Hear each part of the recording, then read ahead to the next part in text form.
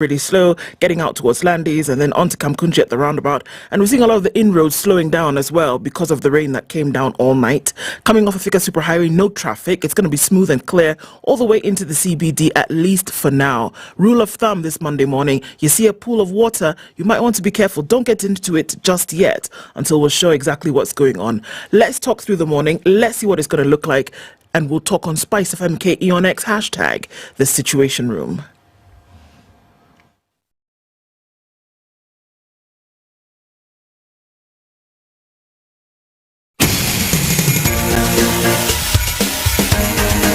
This is the Situation Room, the home of hard-hitting political commentary and penetrating insights about the state of the nation. This is a talk radio experience like no other. The Situation Room, a place for hard truths, debates, and elevated conversations. The Situation Room, witty, political, engaging, deep, controversial. In the room, we have C.T. Muga, researcher, academic, seasoned political observer, a fountain of wisdom in these politically uncertain times. Ndu Oko, Nigerian by birth, Kenyan by choice, communications expert, Pan-Africanist, a truth seeker and believer in people power, and Eric Latif, agent provocateur, the man in the chair, seasoned journalist, news hound, a man who believes in punching up, not down.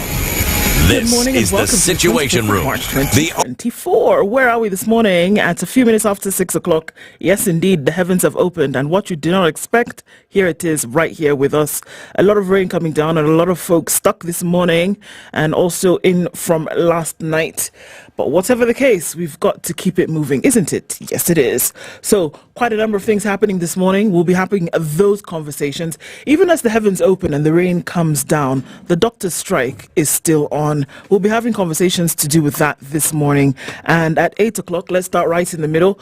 Dr. Davji Atela, who is the National Secretary General of and CEO of the KMPDU, will be with us this morning. The Kenya Medical Practitioners Dentist Union will be with us here at 8. No retreat, no surrender. Why the doctors' strike is not ending soon. All right, then this morning at 7 o'clock, we'll be talking about accelerating access to clean cooking in Kenya. Jonathan Whiter, who is a program manager at Practical Action Kenya, will be with us at 7 a.m. And finally, we're going to round things off this morning at 9 o'clock. Professor Elizabeth Bukusi will be here with us at 9. We'll be looking at the autism burden in Kenya and the need for heightened awareness. Those are the conversations we'll be having this morning. And we can see you already trickling in. Thanks for joining us today as we get into Kenya's biggest conversation. Karibu sana and good morning. Good morning, Eric. Hello. How are you? I'm fine, thank you. And you? I'm fine, thank you. How was your weekend? My weekend was all right. Where did this rain come from? The heavens.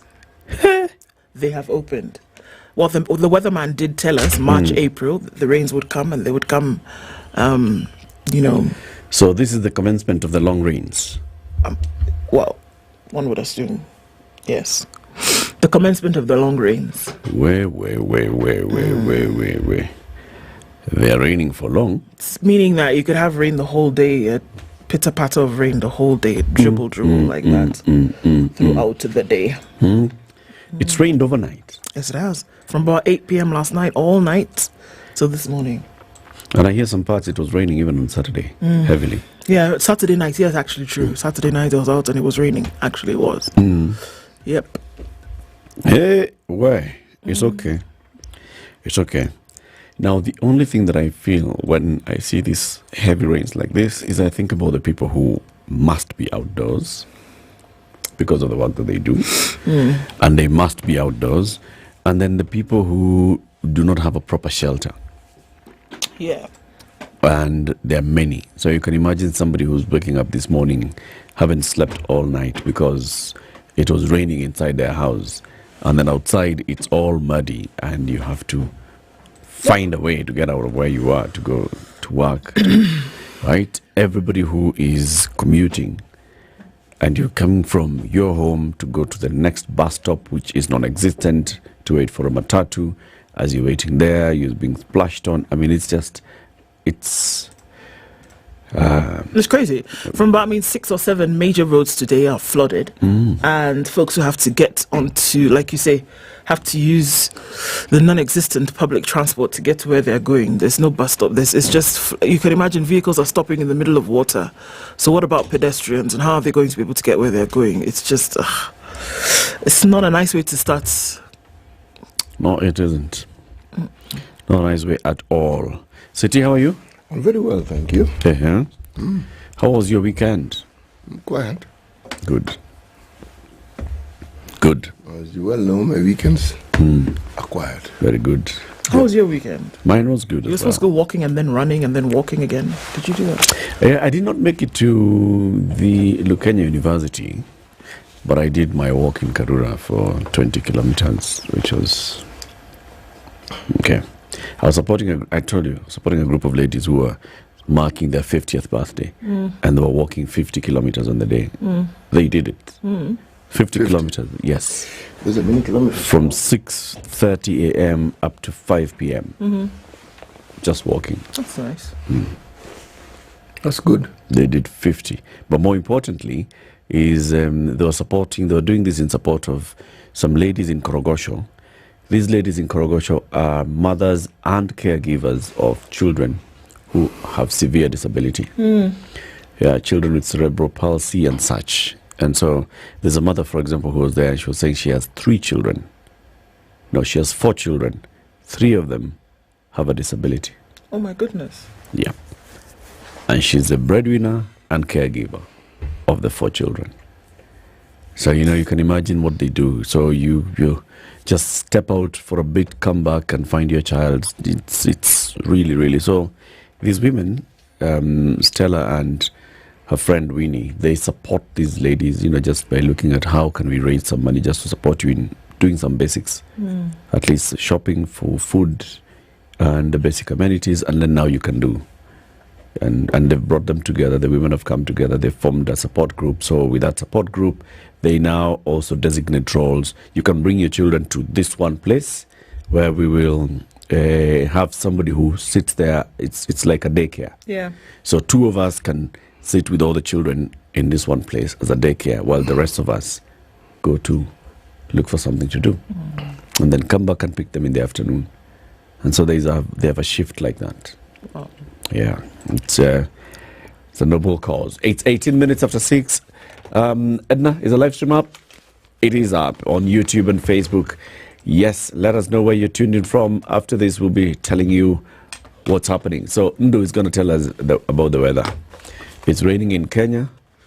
It's cold in Europe. Why is it hot? Where is it hot? In the Sahara Desert. The Sahara Desert. Even by comparison, the Sahara Desert is cold this time of the year. Right. 19 minutes after 6.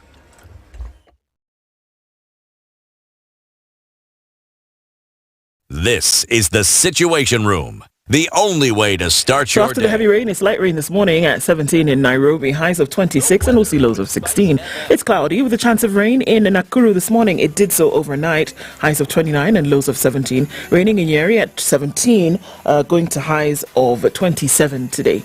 We're looking into a cloudy, rainy Eldoret at 14, highs of 25. And we'll see highs of 32 and a mostly clear for now, Mombasa at 26. It's 26 and partly cloudy in Malindi, highs of 32. And looking into a cloudy Kisumu at 21 after the rain as well, we'll see highs of 30 and lows of 20. It's 19 and cloudy in Kakamega, highs of 28. And looking into Kampala, it's cloudy at 21 with highs of 27. 25 and mostly cloudy in Dar es Salaam with highs of 32. And looking into a mostly clear Johannesburg at 14, it'll go to highs of 22. Addis Ababa is cloudy at 16 with highs of 21, while at 27 Mogadishu is cloudy with highs of 32 and lows of 27. It's clear in Lagos at 28 with highs of 33, while Kinshasa is cloudy at 25. We'll see highs of 34. Beijing Monday afternoon is sunny at 12 degrees, highs of 17 and lows of 5, while Paris at 2 degrees is cloudy with highs of 12. London is cloudy at 7 degrees, going to highs of 11. And we round things off in New York Sunday night. It is clear at 3 degrees. Coming into Monday, we'll see highs of 9 and lows of 0. Mature, intelligent talk every morning. Spice up yourself.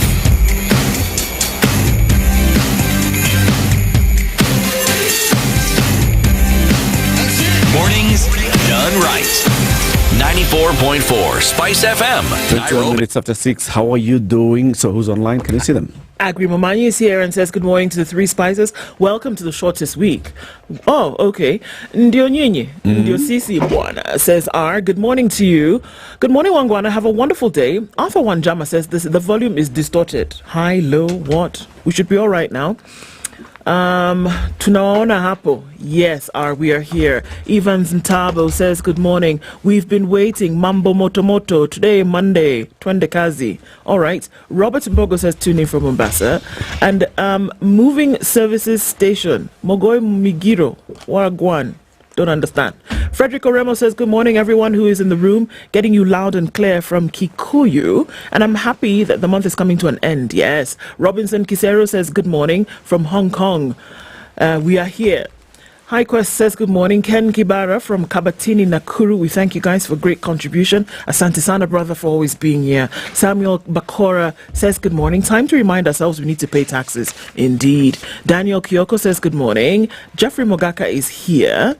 Says Nyaboke Apere Salamu za dhati. Good morning, good people. Floods showing us dust. Something like that. Says Yamo. Good morning. No morning walk. Yes, because of the rain. I can understand that. Joseph Kimonge says good morning, trio. Rained in from Ibencho in Kisi. Tuned in, rather. Paula... Polao Ogenga says, good morning, people. God bless you. God bless you, too. Stephen Langat is tuned in this morning, as is Joe Mungai tuned in and says, between food, security, and affordable housing, what should come first? Well, c'est une bonne question. Let's have that conversation at some point. Carol Nyambura says, good morning. Rogers Nyanga is tuned in from Voi. Zach OK says, spring has refused to spring, chilling in a snowstorm from Minneapolis in Minnesota. Mama J says, let's pray that politicians and medics whose salaries we pay with our taxes can put our welfare ahead of theirs. Okay. Jay Wangai says, good morning from People of Wisdom. Thank you. Gusiland is where Joseph Ondigi is. He says it's been raining since Saturday evening. Where? Job Monyocho says, good morning. I'm happy to be experiencing Kilifi winter, though it's still hot. Kilifi winter is like 28 degrees. Abby? I can imagine. Simon Ahago says, great week ahead. We see you, man. KK says, Habari Mkofiti to Kofiti. Daniel Givenji is also tuned in this morning from Kambiti. Dennis Ligami says good morning. Kabogo G, Richard Mwebi, King James 254 is also here. Good morning from California.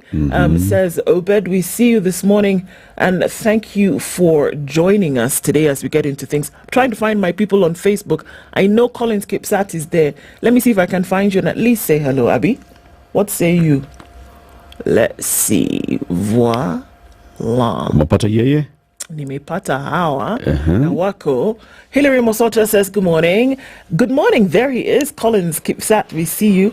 MCR James Kimanzi is watching, as is Morgan Wiliro, tuned in from Ruaraka in Nairobi. Thanks, guys, for being here this morning.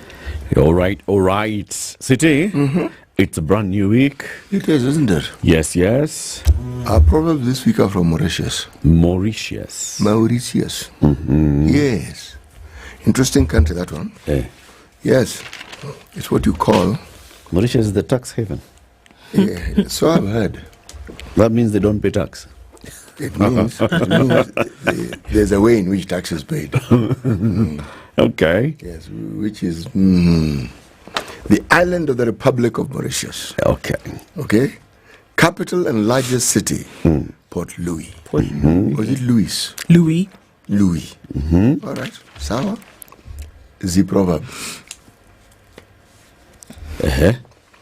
Rulers are like hills. When darkness falls, they all speak alike. Rulers. Yep. People who rule. People who rule. Okay. Rulers are like hills. Hills. When darkness falls, they all speak alike. That is very, very true. Very, very true. It doesn't matter. Change the regime. We are going to be different. Yeah. And then darkness falls. Yeah, and then you suddenly wonder. You just hear the same story. This difference is very similar to the other one. They have a similar difference. Kabisa. All right, Ndu. Yes? The headlines. Okay, on the front page this morning of the Standard, if government owes you, it's time to strike. The court says any Kenyan owed by the state can go ahead and auction public property or even attach the salary of a state officer who is impeding payment. The auction items can range from a police car to a government building. Do they owe you money and they refuse to pay? I'm going to collect your money. Stop a can, attach. Yes, now. That You story owe is me money, sir. Let's keep it moving. University Hall Service for Accident Victims. We saw that yesterday. Tears flowed freely during the memorial service of the 11 Kenyatta University students who perished while on tour. Yes, it was quite something. Church asked government to end health woes. If you can do something about it, they're saying, please do something about it. It's not good. Senegal finally goes to the vote. There's a 4 billion shilling windfall for coffee farmers. Okay. And there's a big story here. It's also carried on The Nation. State wants to close children's homes and reunite families. So let's look at the details of how they intend to do this. It'll be interesting to see. All right. On the front page of The Nation, revealed schools that no one wants. Millions of shillings are going down the drain as parents and teachers and as parents and learners shun some public primary and secondary schools as well as universities, in sharp contrast to the over-enrollment and congestion associated with most public institutions of learning. The situation is so bad that some of these schools are now facing imminent closure. You get it? Okay. Vroom, vroom. All roads lead to Naivasha this week as a safari rally revs up to a noisy, dusty start. Well, way. Faithful mark Palm Sunday as Easter beckons. We're into that week. Teachers cry foul over recent promotions. And looking at the tickers, state's big plan for Ryla's AU job bid. Fake fertilizer sparks panic amongst farmers. Okay. Yeah, it's kind of what it's looking like right about now. Okay. The Business Daily is talking about salaries. State employee pay crosses 70,000 shilling mark on average. The average take home for a government, this is take home, for a government employee in Kenya has crossed the 70,000 mark. It did it last year, overtaking the entry-level salary in the banking industry and compounding the public wage bill crisis at a time the majority of workers are dealing with payslip erosion from salary stagnation and rising inflation. An analysis of the latest data from the Salaries and Remuneration Commission shows the public wage bill hit $1 trillion bob for the first time in 2021-2022 financial year, rising from 784.5 billion in 2017-2018. Number of public sector employees rose by 95,000 in the 5-year period to hit 937,900. Over the same period, the average monthly gross earnings per employee grew by 12% to 70,000, up from 62,000. Coming at a time when the SRC is considering freezing new hires as part of initiatives to drive the public wage bill as a share of revenue to no more than 35% by June 2028. So the wage bill in the current financial year is 1.17 trillion shillings. Revenue collection, as projected in this financial year, is about 2.6 trillion shillings. You only more than, it's about 40%. Yeah. Are we together? Are we together? Yes. The target should be about 30, no more than 35%. Mutakipata. Ex-Scan Group CEO Bharat files 4.3 billion shilling suit. The former Scan Group CEO Bharat Thakur has sued the firm's UK-based parent WPP PLC, its subsidiary WPP Scan Group, and all its directors in the Nairobi court for alleged loss and reputational, emotional and mental damage linked to the events that followed his suspension from the company that he founded. This guy founded Scanad in the 80s, grew it to a level, listed it at the NSE. Biggest shareholder came in as WPP PLC. Once they came in, 1, 2, 1, 2, 1, 2, he was the CEO, 1, 2, 1, 2, the board suspended him, he ended up exiting. Now he's like, you see, you suspended me because you're saying you're investigating there might have been some fraud or misappropriation of funds. He is now seeking more than 500 million shillings in Kenya, plus loss of potential earnings that had he still been the CEO of Scan Group, reputational damage, which according to UK media could be in the region of that 4.9 billion shillings. Okay. Takar, who still owns a 10% stake in WPP, is suing the advertising multinational and has also accused the UK-based advertising agency of loss of a significant business opportunity to generate revenue through his children's company, where he served as a consultant. He alleges that WPP gave Airtel Africa further defamatory and false statements that collectively could be taken to mean that he was guilty of allegations leveled against him. I also believe that due to WPP's interference with the prospective business relationship between Airtel Africa PLC and I have divested of the full value of the prospective business. I was going to get some business. You guys told these guys things about me, so I didn't get that business. Lipper. Oh, because of you now. Yep. Okay. Ticker headlines. KQ defends extension of shares trade freeze. Kenya Airways is defending the continued suspension of its shares from the NSE and other bourses, arguing that the move was to enable it to complete its restructuring process. Kenya to spend 11 billion shillings on inaugural nuclear reactor. Why judge declined to strike out suit on village market? A judge has declined to strike out a case brought by the estate of the late Provincial Commissioner Charles Koinange, seeking to recover part of the land where the village market mall and tribe hotel sits. James Finley earned 3 billion shillings by exiting Kenya. They sold James Finley Kenya Tea Business to Sri Lanka's LOLC Holdings, and they made 3B.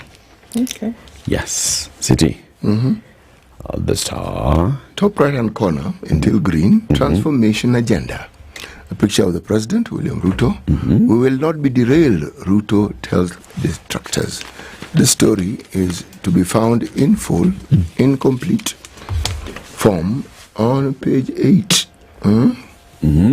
Yes. Then, queer organization wins recognition for defending. Let me just read this. Read. Prestigious award. Queer organization wins recognition for defending LGBTQ. Story on page 2. Right. Which organization is that? Defenders Coalition gave its 2023 award to National Gay and Lesbian Human Rights Commission. That's the one. There's a National Gay and Human Rights Commission. In which country? Kenya. We is in Kenya, man. Hola. Okay. Don't joke. Right. Story to be told. Probe ongoing. Trans Nzoia man stoned to death over unpaid debt. What? Page 3. What? Right. Identify predictors. TB infection. Why so many Kenyans likely to die from TB? Yeah. Better nutrition. Farmers reaping big with organic herbs, spices in Murang'a. Stories on page 21. Bang in the middle of the paper. Services. Gadungu recommends, that is the AG, and for example, IG. Yes. Gadungu is the IG. Yes. Inspector General. No. Yeah. It's Auditor General. Exactly. AGs. I was right the first time. You were right the first time. I don't know why you doubted yourself. No, I was thinking of. Yes, so the AG is also the Attorney General. That's where the confusion came in. Yes, because I was thinking Attorney General. You're all right, CT. I was okay, not IG. IG is the other guy, the engineer. Okay. Gadungu recommends state funds equips and adequately staff. This thing All doesn't right. make sense. Let's take a break. Services. Gadungu recommends state funds equips and adequately staff public hospitals. I have no idea what I've just read. Audit bears sick state of county hospitals. At least 14 facilities have unaccounted revenue amounting to 327 million. Highest is Igegania Hospital. No, this story we'll read. Okay. Then there's a picture of the First Lady, Mama Rachel Ruto, Education Cabinet Secretary, Ezekiel Machogi, doing the memorial service of 11 Kenyatta University students killed in a road crash. The service was held yesterday. And the caption is, President Ruto has donated 2 million to help in the send-off. Now this, there are many side things in this country. Do you? Yeah, this one, and it's a good thing that the First Lady went. It's an even better thing that Mashogu, as Minister for Education, also went. This is a good thing. Let's take this break, then 24 minutes. Have you done banging the middle? Yeah. I have banged it right in the middle. Very good. 24 minutes to 7. This is the Situation Room, the only way to start your day. All right, let's take a look at it with what's coming down. The rain still doing the business, so that means we're going to slow down a little bit, folks, as we're trying to traverse. A lot of roads flooded this morning, and so, yes, it does have the slowdown effect. Heavy traffic on Juja Road this morning, and it's in and outbound as you try to then get out to towards the city. It's also starting to get really heavy on the Thika Superhighway as you come in through the Pangani Underpass, and then also coming off of Kiambu Road, we've got some traffic there as well. So again, lots of roads are flooded. We're looking at Mombasa Road as you're coming in from Imara Diamond, then heading over the drift through towards General Motors. That's going to slow you down a little bit because of the flooded roads. So watch out for that. Also looking at traffic. Upper Hill is absolutely messy this morning as well. Parts of Jogo Road and then coming in from Manyanja Road also slows you down quite some this morning, so be careful above all today as the rain keeps coming down. And then shout out, let us know what's happening in your neck of the woods. We'll talk on SpiceFM KE on X, hashtag the Situation Room.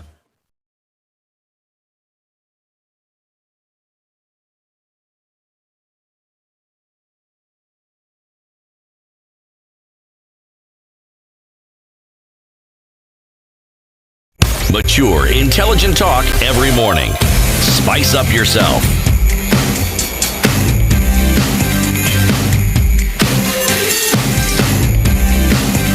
Mornings done right. 94.4 Spice FM. That no one wants. This is very interesting because as the year starts and everybody's going back to school, there's this clamor. I must go to this school. I must go to this school. Let me see what I can do. But then, from what this story is telling us, that there are schools that are going to have to close because they don't have enough learners. So it's funny. It's very. Okay. Millions of shillings are going to waste as parents and learners shun some public primary and secondary schools, as well as universities, in sharp contrast to the over-enrollment and congestion associated with most public institutions of learning. A spot check revealed that public school facilities, equipment and staff that are not being put to optimal use owing to low enrollment. The situation was observed in both urban and rural schools. Kileleshwa Primary School in Dagoretti North in Nairobi County has the capacity to host about 2,000 learners, but only has 200 attending to the school. Let me repeat that. Kileleshwa Primary School in Dagoretti North in Nairobi County has the capacity to host 2,000 learners, but only has 200 attending the school. The school is built on a large compound and is well staffed, but has failed to attract enough learners over the years. According to one of the teachers at the school, of course, who requested anonymity, most of our learners come from as far as Kangemi and Kiamba and Kibra. Parents in the surroundings community prefer to take their children to private schools due to the perception that public education is of a lower standard. Less than 3 kilometers from that is Kilimani Primary School, has an enrollment of over 3,000 students, or rather learners. The same applies for Milimani Primary School along Moringa Road, despite it having an even smaller compound. So, Kilimani Primary has 3,000 children. Yes. But just on the other side, Kileleshwa has 200 and it could have 2,000. All right. Nominated Senator Gloria Orobwa has been leading an initiative to transport learners from neighboring estates like Kawangware, where schools are heavily congested. For example, Ndwararua Primary School in the area has over 6,000 learners. Transport has been the issue. We have so far transferred about 100 learners to Kileleshwa Primary School. Addressing members of the Senate Committee on Education 2 weeks ago, Basic Education Principal Secretary Belio Kipsang said that when the schools were established, it was expected that they would draw learners from the neighborhood, but socio-economic dynamics have since changed. It is not socio-economic dynamics, Belio. Come on. It is the quality of the education that you're offering. And the parents. Yeah. they are very keenly aware as to where their child will get a better education. Oh, come on, and that's just it. Look, folks are not, you're not going to live at point X, right? And where point Q is many kilometers away from where you live because you want to. Do you get what I mean? You're going to go to that school because the quality of education that you're looking for is offered at said school. And when we talk about things like this, fall from grace, look at what we're talking about, fall from grace of Garbatula High School, where people used to go there, and then the quality of education over years, according to this story, has somewhat dropped. What do you think is going to happen? Look at this. What happens between December and January when the results of KCSE, I beg your pardon, KCPE, for example, are announced? Or what happens in January when the results of KCSE from the previous December has been announced? And the top 3 schools, 1, 2, 3, what happens? The enrollment goes through the roof. Yep. So what are you looking for?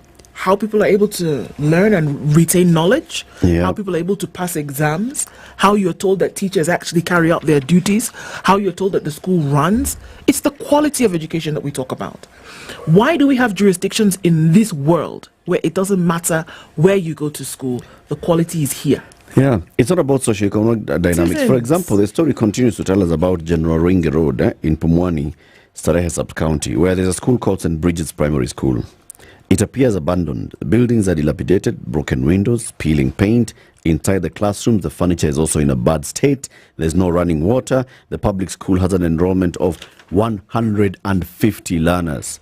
This is in the entire school, not a class. The whole school? The whole school has 150 learners, despite being in a densely populated and low-income estate. So it's not about socioeconomic status. It has a large compound typical of schools established decades ago. We know those schools in Nairobi. We've been ignored by the government and the community. With such low enrollment, the 1,420 annual capitation per learner cannot run a school. Next to this, only separated by one fence, is Pumwani Primary School, while up the road is Muslim Primary School and Dr. Agri Primary School. Further up is Juja Primary. Okay? Now, people are looking into all these areas. If you think about it, this area has schools that could actually accommodate many of the children in the neighborhoods. Yes. But you find that one school, St. Bridget's, has been abandoned. Why? Quality. Dilapidated. Precisely. Furniture in bad state, no running water in the school, all those things. This is the Dr. Belio Kipsang's doing. It's not about it. People have become richer, or people have become poorer. Nothing. No. Nothing. What is it about Kilimani that is attracting? Kilimani Primary is attracting students. Kileleshwa Primary, which is less than 5 kilometers away, is not attracting students. It's not attracting. Why? It's less than 5 kilometers because away. the children are coming from Kawangware to Kilimani Primary. They've passed They can also come to Kawangware to go to Kileleshwa Primary. Yeah. They're across each other, or even they could come from Kangemi to Kileleshwa. But ideally, the children from that neighborhood of Kileleshwa should be going to Kileleshwa Primary. Ideally, that is how it was designed. The children of Milimani, in all those high-rise buildings that Sakaja is opening up, should be going to Kilimani Primary School and Milimani Primary School. Why are they not going there? You know, one of the things that happened over time is that primary schools like St. George's, Milimani, Kilimani, Lavington, because they had a huge compound, they then built a secondary school. They hived off, pushed on that land, built a secondary school. Now, if you look at the numbers in those schools, the numbers are huge. If the numbers are huge, it means people are going there. It's not. 6,000 students at this Ndararua Primary School in this Nairobi, 6,000 in one school. Even some national high schools don't have that number of students. 6,000 is a very huge number. Something is wrong there. This is a primary school, and the compounds are not as big. No, they're not. No. And this is what we say when we talk about the things that are happening in the country, which is why I keep asking, when was the last time you saw a new school established in Nairobi? Okay? Not private, but public. Excuse me. Yes. This is interesting that you asked this question, because just yesterday the president was in Bahati. right? And he said that he was now commissioning, what's this man's name? Aladwa, and some others. And he said, you know what? You people said you wanted to, and at first I thought he was saying build 10,000 new schools, but actually that's not what he was saying. He was saying, not 10,000, sorry, 1,000, that by June, that they would build 1,000 new classrooms. So now these classrooms will be in the already resident schools. So now they're adding classrooms. And I thought to myself, I was like, okay, you know what, this is interesting, but it doesn't solve the problem. Not much. It doesn't solve the problem because we're adding 1,000 by the time June comes around in one particular area, but you actually do need more schools. That's true. But then have we done an audit? This is interesting. Have we really done an audit of all these schools where there's low enrollment, there's dilapidated infrastructure, there's quality assurances to the dogs? What if in some utopia, in some kind of utopian world, you can imagine whereby these schools that have been abandoned, left to go, down into the trenches, can actually be refurbished, can actually brought back to what they should be. But remember, imagine how much you would save. Do remember that many of these schools and the land that was allocated to the schools was with a view to the future. Yeah. Now, many of these schools have since lost sizable portions of land that was meant for these expansions we speak of. Open spaces that would have been designated specifically for development of schools, hospitals, because a master plan envisions the growth of a population. Sure. So they do all these things. Those open spaces don't exist. School compounds are not what they were. No. Where one can say there's a little reprieve is if a secondary school was built within that same compound. But in very many instances, land was taken and houses were put up or flats were put up or something of that sort. So even as you talk about building new schools, where is the space? The space that could have been there has long disappeared. There is no space. Yes. If we're looking at the city, for example. Yes. Yeah. Yes. There's Because no space. all the land that you see, if you find, say, for instance, a high-rise coming up and it's in the place of a building that used to be there, that was a building. But you cannot tell me that planners did not know that whenever you have all these areas where people live, that there will be no open spaces. They planned for them. Yep. And schools were supposed to have playgrounds. It's called a playground where children go to play. Yep. A school with 6,000 students, what sort of playground do you think they have, There's if no they have any? There's no Watch playground. a playground. Hey, Such a school, can you imagine toilets? I can't. I can't. So it's break time, all right? Yes. Boys and girls are queuing To use the washroom. How do you think that situation looks like? Incredible. 6,000. Break time is the same. Yeah, break time All is of you are out. All of you are out. 6,000 students. 6,000 Yes. of you. It doesn't have 100 toilets. It doesn't. No, it They're all doesn't. pit latrines. Yep. What do you think the situation is like? By the time the 100th student walks into that toilet. You know, you're going to be spending your entire break just queuing to go to the toilet. Yes, now you will. 6,000 is many. And because you're in a hurry, now you can imagine the state The toilet of is that going to toilet. be. Yeah. And this is a learning institution Yes. in the city. Yes. It's a broken system. It's a totally broken system. The story of Garbatula, for example, the one that's been told. Garbatula is one of those schools that was known. A national school. Yes. How it gets to a level where we are saying it has no low enrollment, only 250 students against a capacity of 1,000. How? Garbatula in Isiolo County. If you just think about Isiolo into the next counties of Marsabit, even the neighboring counties there of Samburu, and even Garissa on the other side, and Meru on this, and it has 250 students. And this is Garbatula used to be one of those schools that everybody wanted to go to. It was a highly competitive school. What happened? What happened? How can you get to a level where, it's dilapidated infrastructure, nothing? In whose watch? Eric, there's what we're seeing now follows a very interesting trend that occurred in the time when President Moi was president, where you'd find, again, many national schools which had huge compounds. There were some clever individuals who decided that some of these schools should become teacher training colleges. Now, instead of building a teacher training college, you want to change an existing school As I said, lazy approach. But it's in that era that many of these schools started losing land. Because schools did not have individual titles. So it was public land, somebody just hived off a piece. I still remember my first experience of it was in Mombasa when I was still teaching there. The school called Loreto Convent had a huge compound. Suddenly, it had been hived off and somebody had put up flats, and the individual was high-ranking government officials.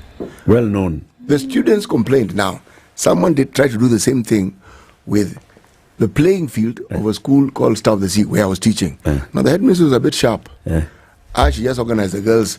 They demonstrated and went to the PC's office. Had that thing seized. The guy had even brought earth movers to the playing field. Yes. The only playing field the school had. Now, we are back there. Now, over the years, what I'm mentioning simply became the norm. So now we're talking about expanding schools. There is no space to expand them. So then what do you do? And our population isn't going down, you know.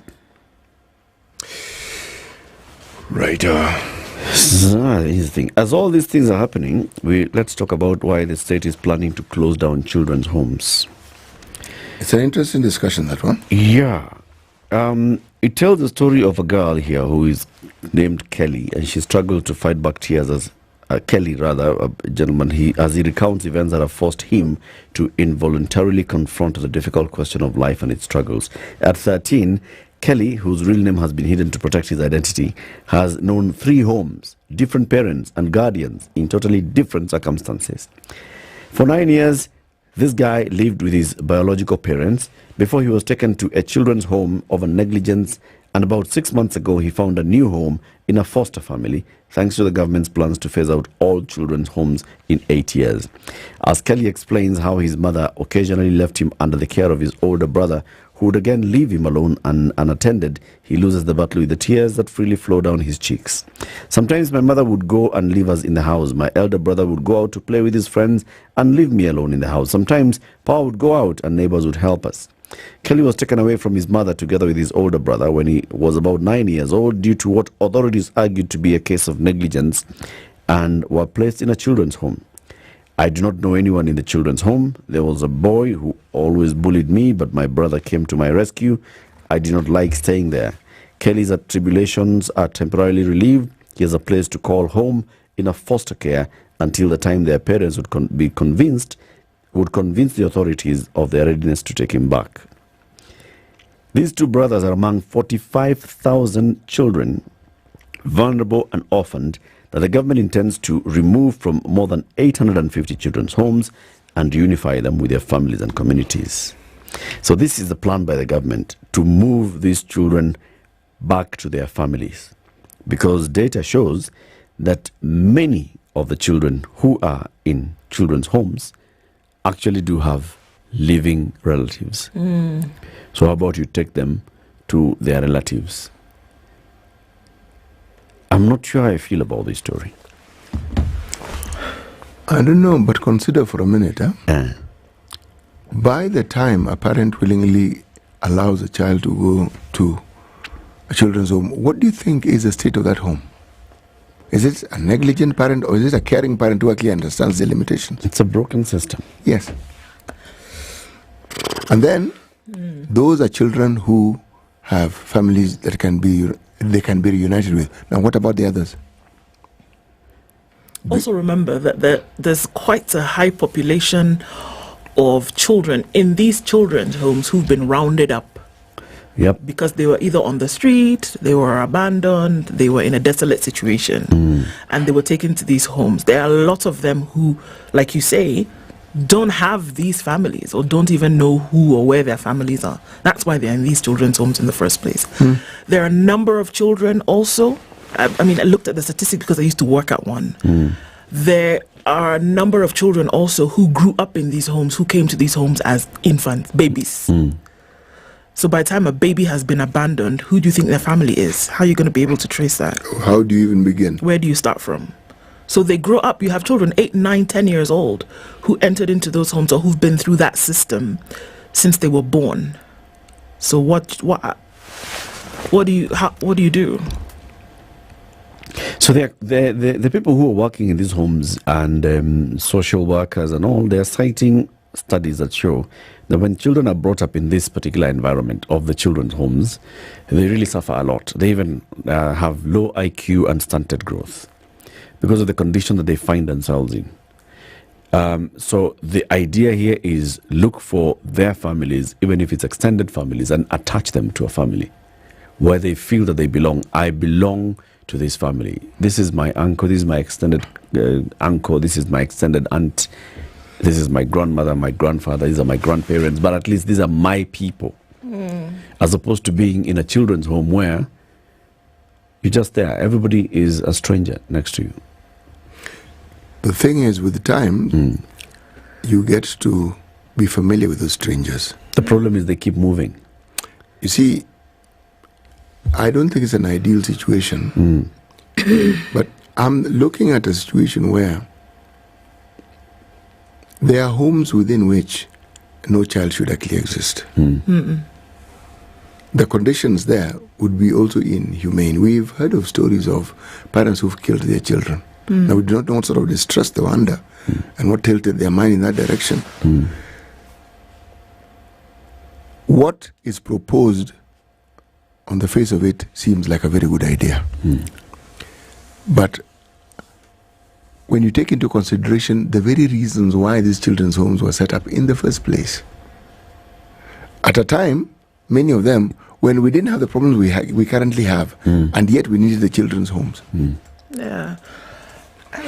There are children whose parents die, they are orphaned. And there's absolutely no one who is concerned about them. And they have relatives.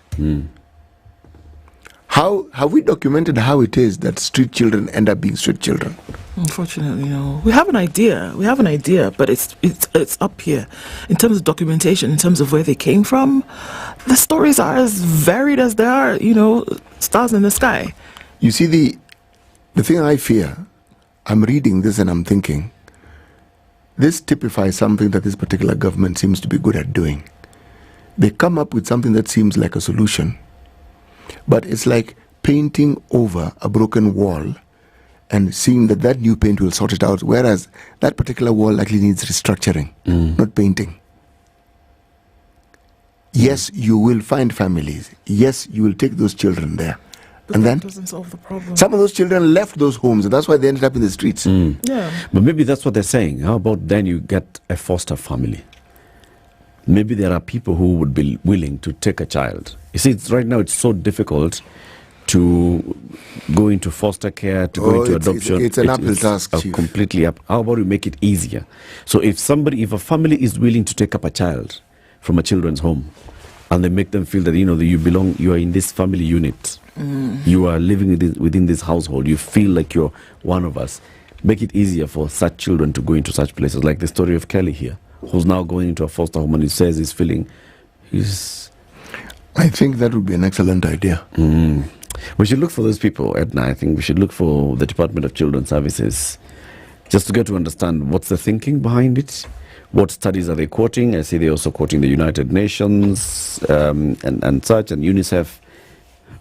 What is the thinking behind this, and what's the plan? If you say you phase out in 8 years, there must be a plan. Can we really do it? Is there really a plan? Let's start there. And it must be buffered properly. You can't take them out to put them in a worse situation. I'd rather leave them there. Yep. Hiya. In the next hour, we talk about clean cooking. What is clean cooking? Not using clean essentials, but using clean energy sources. That's the discussion we'll be having in the next hour. We'll be joined by a guest. Good morning, it's 7 a.m.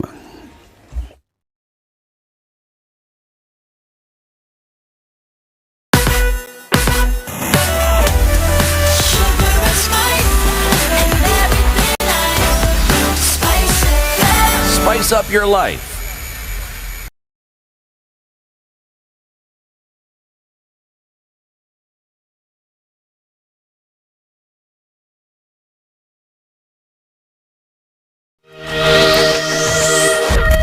Good morning, this This is the Newswire. I'm Lau Ubaga. As the doctor strike enters its 12th day today and clinical officers and nurses sent to join them this week, patients across the county hospitals continue to feel the pain. The situation is set to get worse, even as doctors led by their union Secretary General Davji Atela saying that they'll hold demonstrations across the country from tomorrow. This coming week, we're going to have a demonstration in Nakuru, in Kakamega, in Migori, in Embu, and again in Nairobi. Because without having these issues solved, no amount of political rhetorics, no amount of threats, no amount of propaganda, no amount of bloggers that are bought to dissuade the direction will affect this. The 7 comes as in Nairobi County. Governor Johnson Sakaja says that only 60% of doctors have returned to work and the remaining 40% have until the end of business today to do so.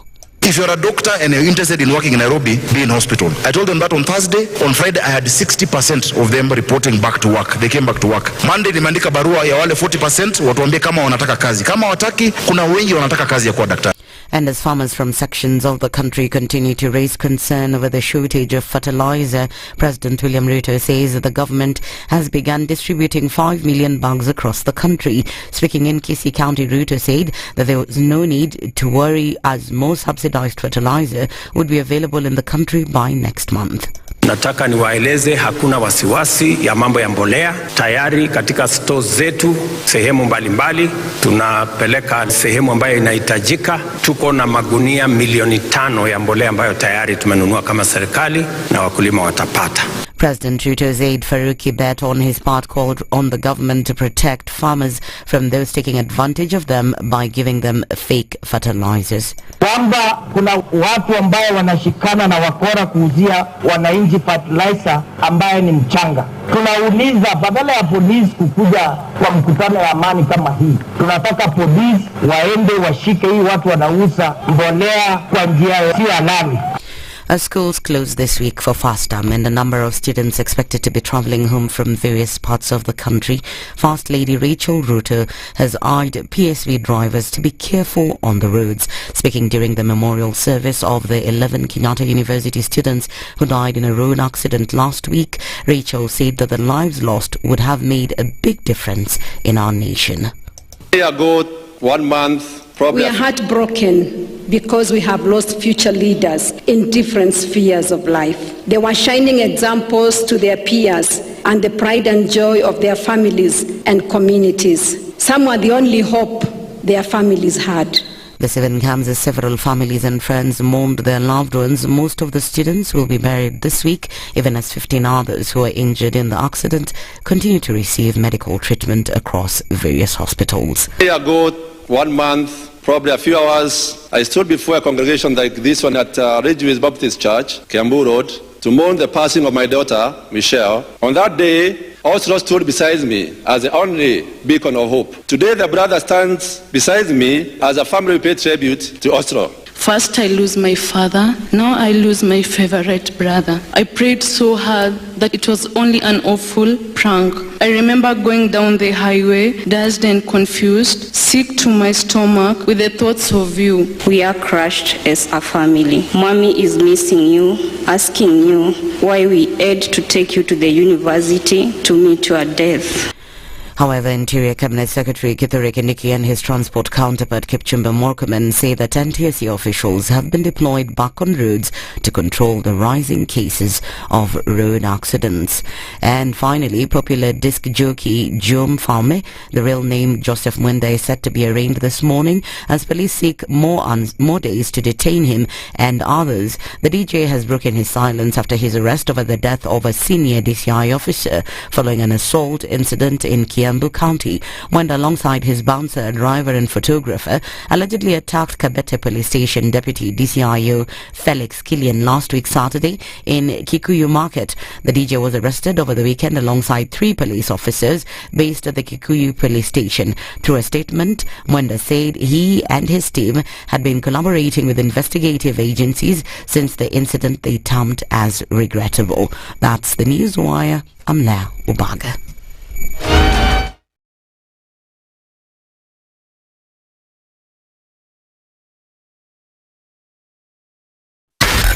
SpiceFM. Nakuru.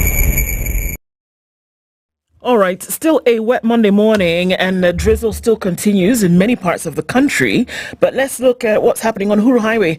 As you're getting off from the Nyeri Station roundabout out towards Haile Selassie and then into the city, it's going to slow down a little bit. And we're already seeing the buildup of traffic here. Coming off of Limuru Road, it's also starting to get quite jam-packed. Kiambu Road, don't even talk about it because it's early, but traffic is bumper to bumper. And we have quite a number of lanes now trying to get towards Muthaiga Square. It's also heavy on the Thika Superhighway, but we're looking at just at that outer ring junction and then inbound to the city. We'll take a look a little bit later about what's coming in from Kasarani.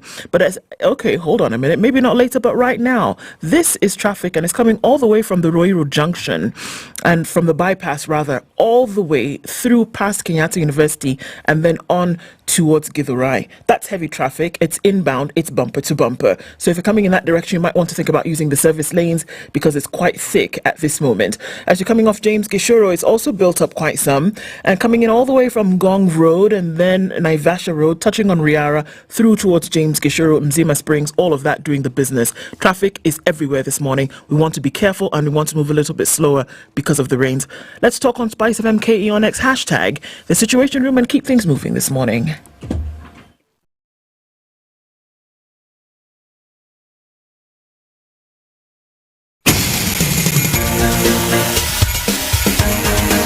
This is the Situation Room, the home of hard-hitting political commentary and penetrating insights about the state of the nation. This is a talk radio experience like no other. The Situation Room, a place for hard truths, debates, and elevated conversations. The Situation Room, witty, political, engaging, deep, controversial. In the room, we have C.T. Muga, researcher, academic, seasoned political observer, a fountain of wisdom in these politically uncertain times. Ndu Oko, Nigerian by birth, Kenyan by choice, communications expert, Pan-Africanist, a truth seeker and believer in people power, and Eric Latif, agent provocateur, the man in the chair, seasoned journalist, news hound, a man who believes in punching up, not down. Good This morning, is the happy situation. Monday. It's the 25th day of March 2024. The year is gone. When did it start? Like 17 months ago. That was January, right? Now March, 25th of March, next month, November, then December. Merry Christmas. And that's it. And we are gone to Kisonga. 2025, coming and going. Kenya's biggest conversation. How was it for those people who went to Lanet on Saturday? Did you find land? Did you actually love it? Imagine now it's raining. It's just a moment when you want to go to Lanet and see the beauty of this land. When Username Investment Limited bought this land and they said, let's create a community here. I'm sure they sat down in their boardroom and what do we call this development? And they asked each other, what did you find? That place is just beautiful. Okay, we can't call it beautiful place. It's a serene environment. It's a serene environment. That's it. And they call it? Serenity Springs. Yes. And they said Serenity Springs, Lanet. And everybody was like, that's the one. That's the one. And everybody now who's been there so far to visit it, I'm sure they all agree. It's in your city. They most certainly do. Oh, yes. Why is it serene? Well, if you look at just the lush neighborhood, you look at the greenery, you look at the quiet, peaceful neighborhood. Because when you talk of a suburb, you're talking about a place that is far away from the bustling city. Right. The noise and everything and the activities that you find in a city. But more importantly, on that very road, you have institutions that enable the neighborhood to become alive, should we say in a quiet way. Yes. You have an airport. You have a National Defense University. You have a national school. And the list goes on. And all in the neighborhood. So you cannot say that someone has thrown you somewhere into the wild. No, it is not the wild. It's just a quiet neighborhood. It's a serene place. Yes. Yep. And username investment are saying, come invest, buy a plot here, or 2 or 3 or 4, and you can start building your own home. Or as an investment. How much is it a plot? An eighth of an acre? An eighth of an acre is 1.499 million Kenya shillings. Very good. And how much is it if you want to get something? How do you pay? To pay for this eighth of an acre is 10% down payment. What's 10% of 1.499? 149,900. Yes. That's exactly what I was going to say. 49,900. Yes. Yeah. Okay. So you pay that, and then the rest you pay within 30 days. And if you are not able to do 30 days, you want to do a longer repayment plan, just go. Username are able to have a They'll accommodate you. If you want to pay in 6 months, you can pay in 6 months. If you want to pay in 9 months, you can pay in 9 months. Oh, yes. If you want to pay in 12 months, you can pay in 12 months. Oh, yes. Just call them. 0725. Ndu? 0725? 000 Very good. And SMS the word plot to 20321. That's 0725 000 222. You can also WhatsApp them. If you are anywhere in the diaspora, you'd like to talk to them, you can WhatsApp them on that number, or you can send them an email, diaspora@username.co.ke. That's diaspora@username.co.ke. Once you buy the plot and you build a house, you want to clean, and you want to clean well. You want to cook, and you want to cook clean. That's what I wanted to say. I was going to say what? You want to clean, and you want to clean cook. You want to cook, and you want to cook clean. Let's talk about clean cooking in the country. What is clean cooking? Clean cooking is the one where you're not using the dirty biofuels in a dirty way, okay? Where it's smoking in your house. Imagine you're sitting with your children in the house and it's all smoky. What does that do? It accelerates your well, put it this way, it opens you up to all manner of diseases. Oh, yes. Anything that could be related to respiratory illness will start right there. Apo. Apo. In fact, very many studies have shown that very many people who actually report to hospital with respiratory illnesses, if you look back, track back where they've come from, they're cooking in those smoky homes. Yes. And there have been very many moves, even by government and the private sector, to try and make sure that you are cooking cleaner. And let's talk about cooking cleaner. Jonathan Waita is the program manager at Practical Action Kenya, and Josephine Osengo is the communications and marketing officer in the same organization. Good morning, Jonathan and Josephine. Good morning. Welcome to Kenya's biggest conversation. We call this the hot seat of the situation room. How does it feel, Jonathan?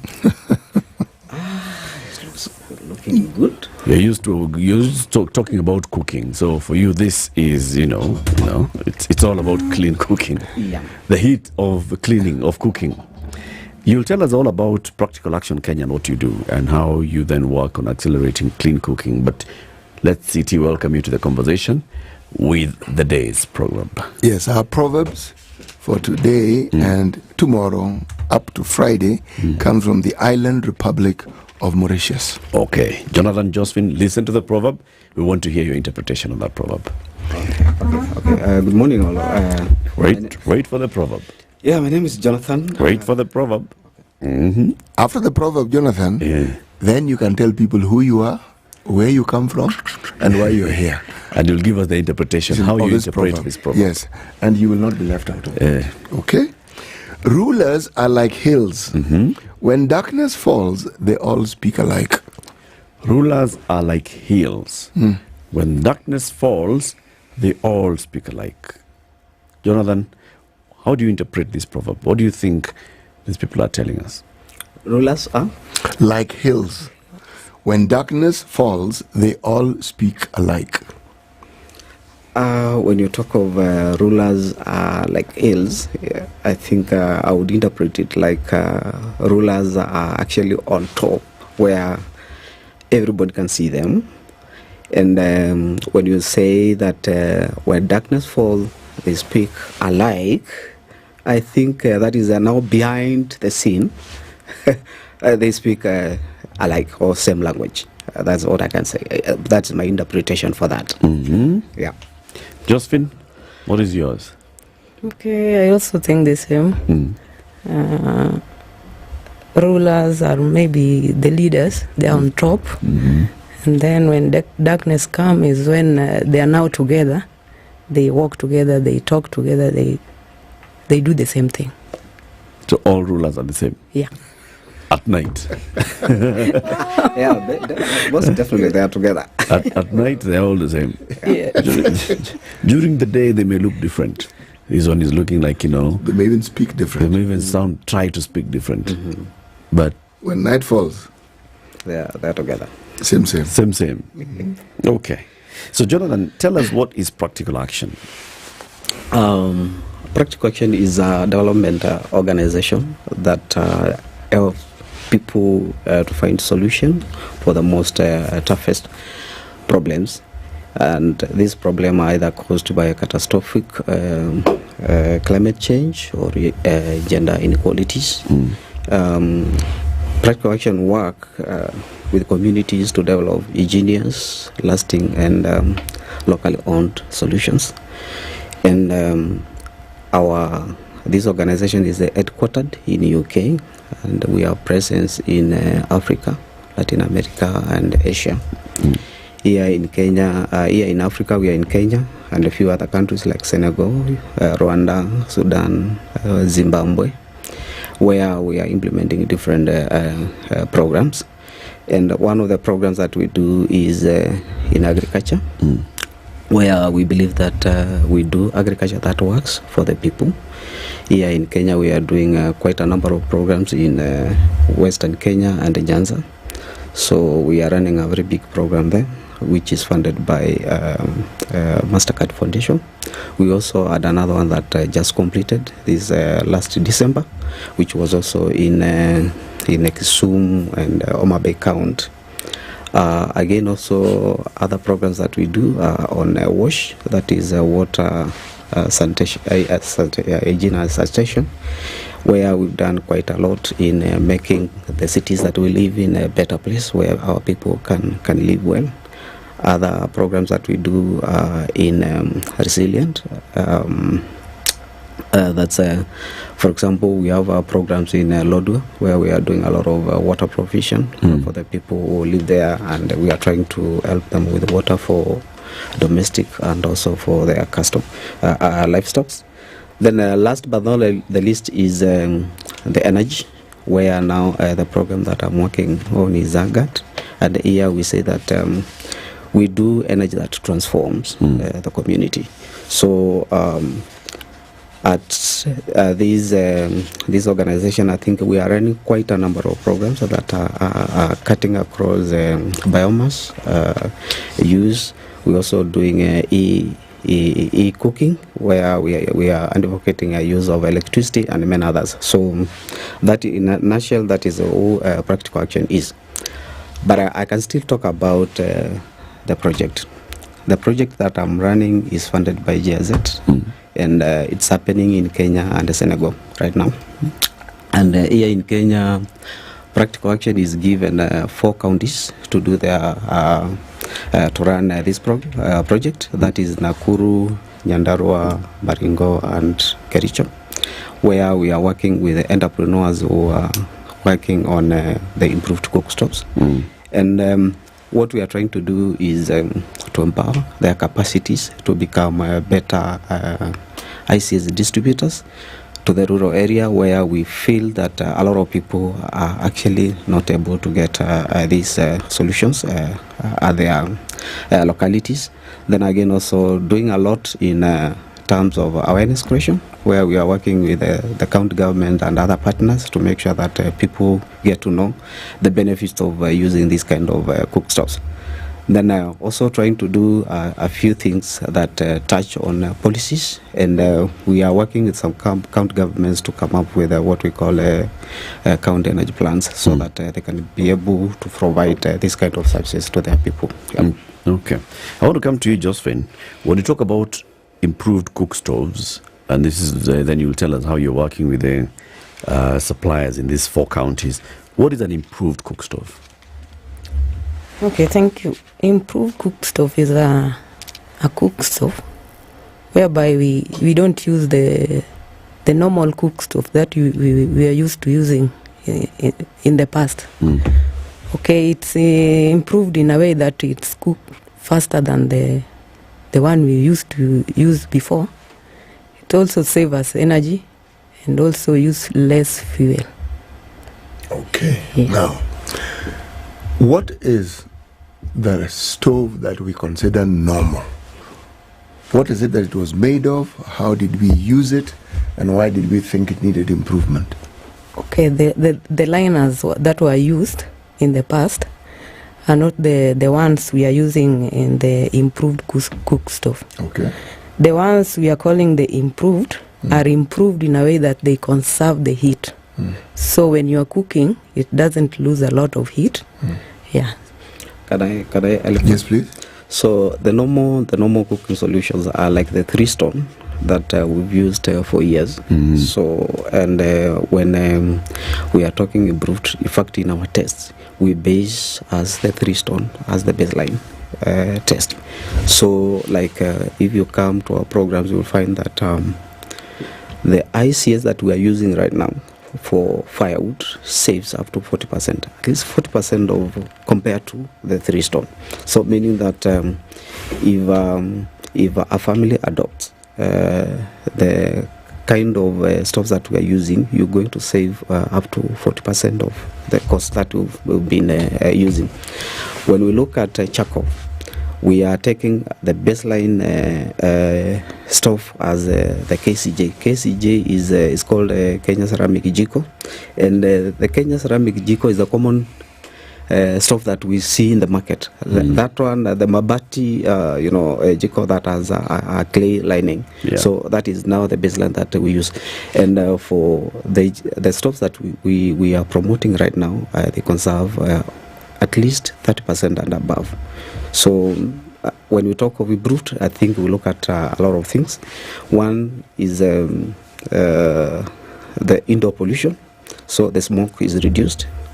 Number 2 is the cost of fuels that we use. So generally you find that if you transit from the normal that we're talking about, you also end up saving a lot of money on the fuels. Hence also save the trees, because that means if you use a lesser tree firewood, then less trees are actually being cut.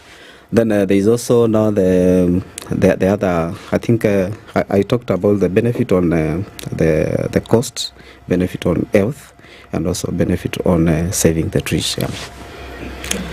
When you say conserving energy, the assumption is whatever we refer to as a traditional cooking stove dissipated a lot of energy. How do you measure this? How do I know that this particular stove is not conserving energy and this one is serving energy? What is it that allows how is this efficiency manifested? Well, like the stoves that we are promoting right now, they have what we call a liner, which is built in the metal casing. What is it made of? The liner is made of a special clay that you can only get it on some ports in Kenya. So what GZ has done is that they've gone around the whole country and they've tested a number of areas, and you can only find this kind of soil on specific areas, not everywhere. And when that is done and fired, you realize that, or you will see that. It conserves a lot of energy, because it doesn't lose a lot of energy when it's being used. Yeah. Which means when you put makaa into this stove, you do not need to keep adding makaa until you boil your githeri. Yes, actually, that's basically what we are, like a basic way of testing. Yeah, even when you are done with cooking, the liner that is burnt to red hot can actually continue warming the food, or you can even use that to boil water for taking bath. So the clay actually now becomes hot and becomes part of the source of energy. Yes. That's interesting. Yeah. So how long does it last? One would imagine that as you use it wear and tear, that over time then it starts to starts to wear and tear. So how long can you use it before you have to now then get another one? So far, from our experience, we've seen most of the stoves last up to 5 years. And we've done a lot of comparison with some of the ICS that are imported, and some have actually gone up to 2 years. Then when they break, you have nowhere where you can go for repairs. So you either throw it away. But in our case, it can last for around 5 years. Then when maybe something happens, we can still come back and we do repairs for that. So this is for the charcoal cook stove? Both charcoal cook stove and the firewood. And the firewood one. Yes. See, the firewood one, you told us what we are dealing with is we are comparing this to the 3 stones. Those 3 stones, you go and get the 3 stones, blocks, put them together in a certain way, and you use. If you want to transport that thing, you just transport the 3 stones and move with it. Now, this solution, the improved cook stove, that is a solution for this. Is it a mobile one? Do you come and build it in the kitchen? How is it? What is it? We have 2 types. One is portable, the ones that you can move around with, because we use what we call clads, or the metal casing, where you can build in that. Then when you do that, that one can be moved from one corner of the house to the other, or maybe you can transport it where you want. And we also have another one that we build in a permanent house, where you can have as many, we call them doors. So you can install like 3 or 4, depending on the way you want. And you can even put 2, which can be using just one door of firewood, such that when you are using the first one, the same firewood that you are using can use still the next one. So, and this is coming as a result of a lot of innovations that we are having from our own, because it's local solution, and we are trying to guide the entrepreneurs who are working with to innovate and come up with more new things when it comes to this. So who's using these stoves? Who is using these stoves, and where are they being used? They are used by households, and households in both urban and rural, and mostly like the installed one that is inbuilt is mostly used in the rural areas, because that's where we've seen a lot of people maybe like doing permanent stoves, unlike it is in town. But in town they use the affordable, because they actually move from one area to another. Maybe you move from an area, one house to another. So that's why now a lot of that is being used in town. Okay. So these 4 counties that you're working in, Nakuru, Nyandarua, Baringo, and Kericho, you said Practical Action is working with local suppliers of these improved cook stoves. Who are these local suppliers? How do you identify them? Is there anything special about one supplier that's against another? Well, I think when this project was starting, we did market scoping, and through this market scoping exercise, we were able to identify where these people were.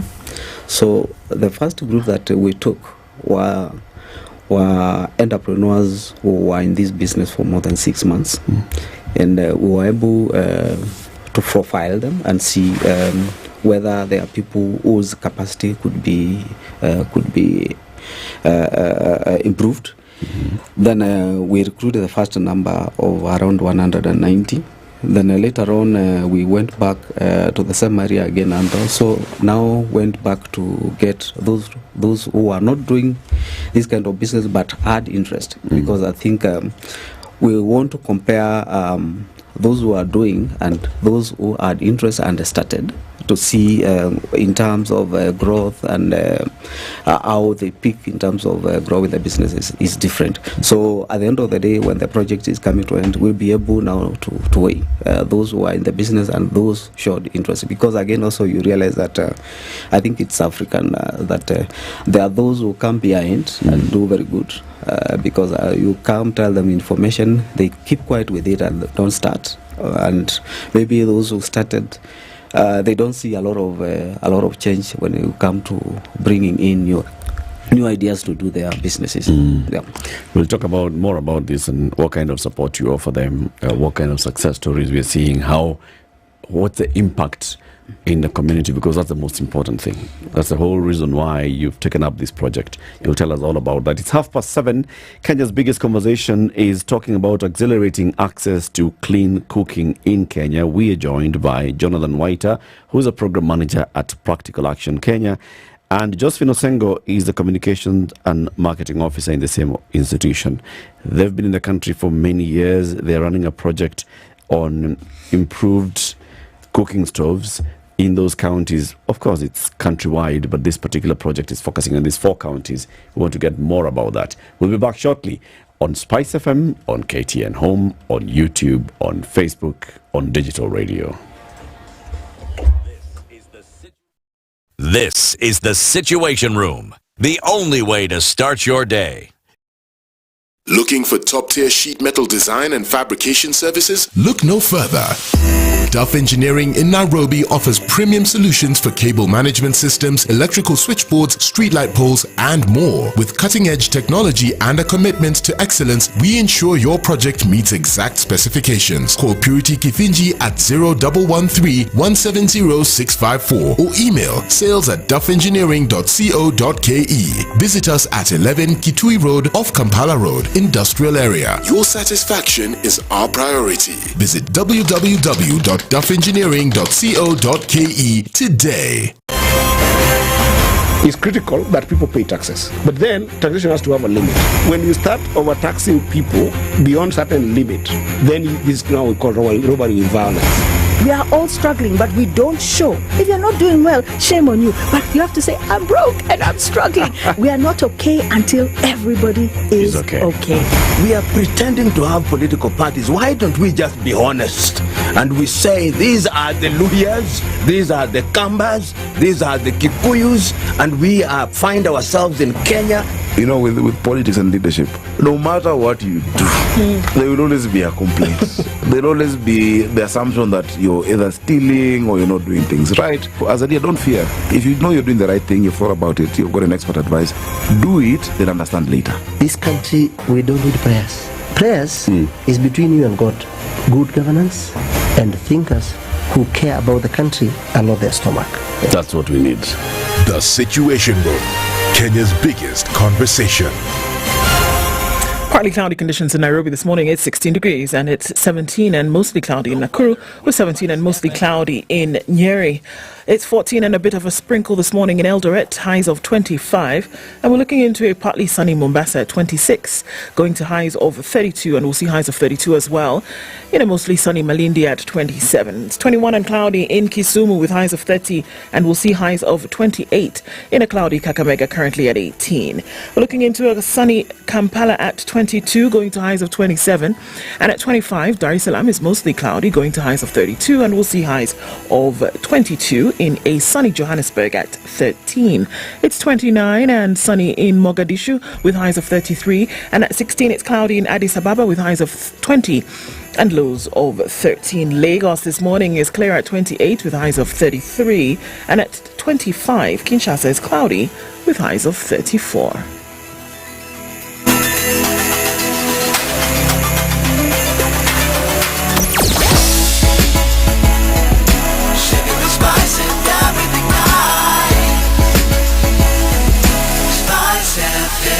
Spice up your life. So quite busy in the city this morning, and we're getting into traffic hour, but traffic started long before this. As you're getting off Uhuru Highway, it doesn't matter where you're coming in from. Langata Road on this side, Lunga Lusaka on the other side, and if you're coming in from Gong Road on this side, as well as Jogo on the other side, everybody meets in the city with quite some traffic this morning.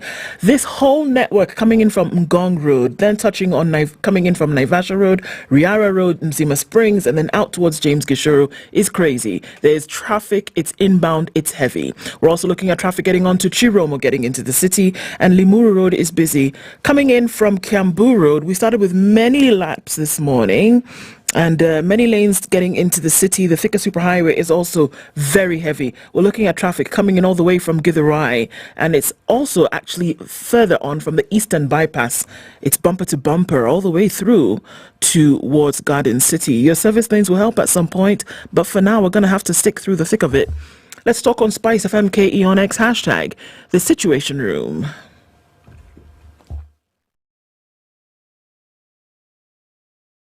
Mature, intelligent talk every morning.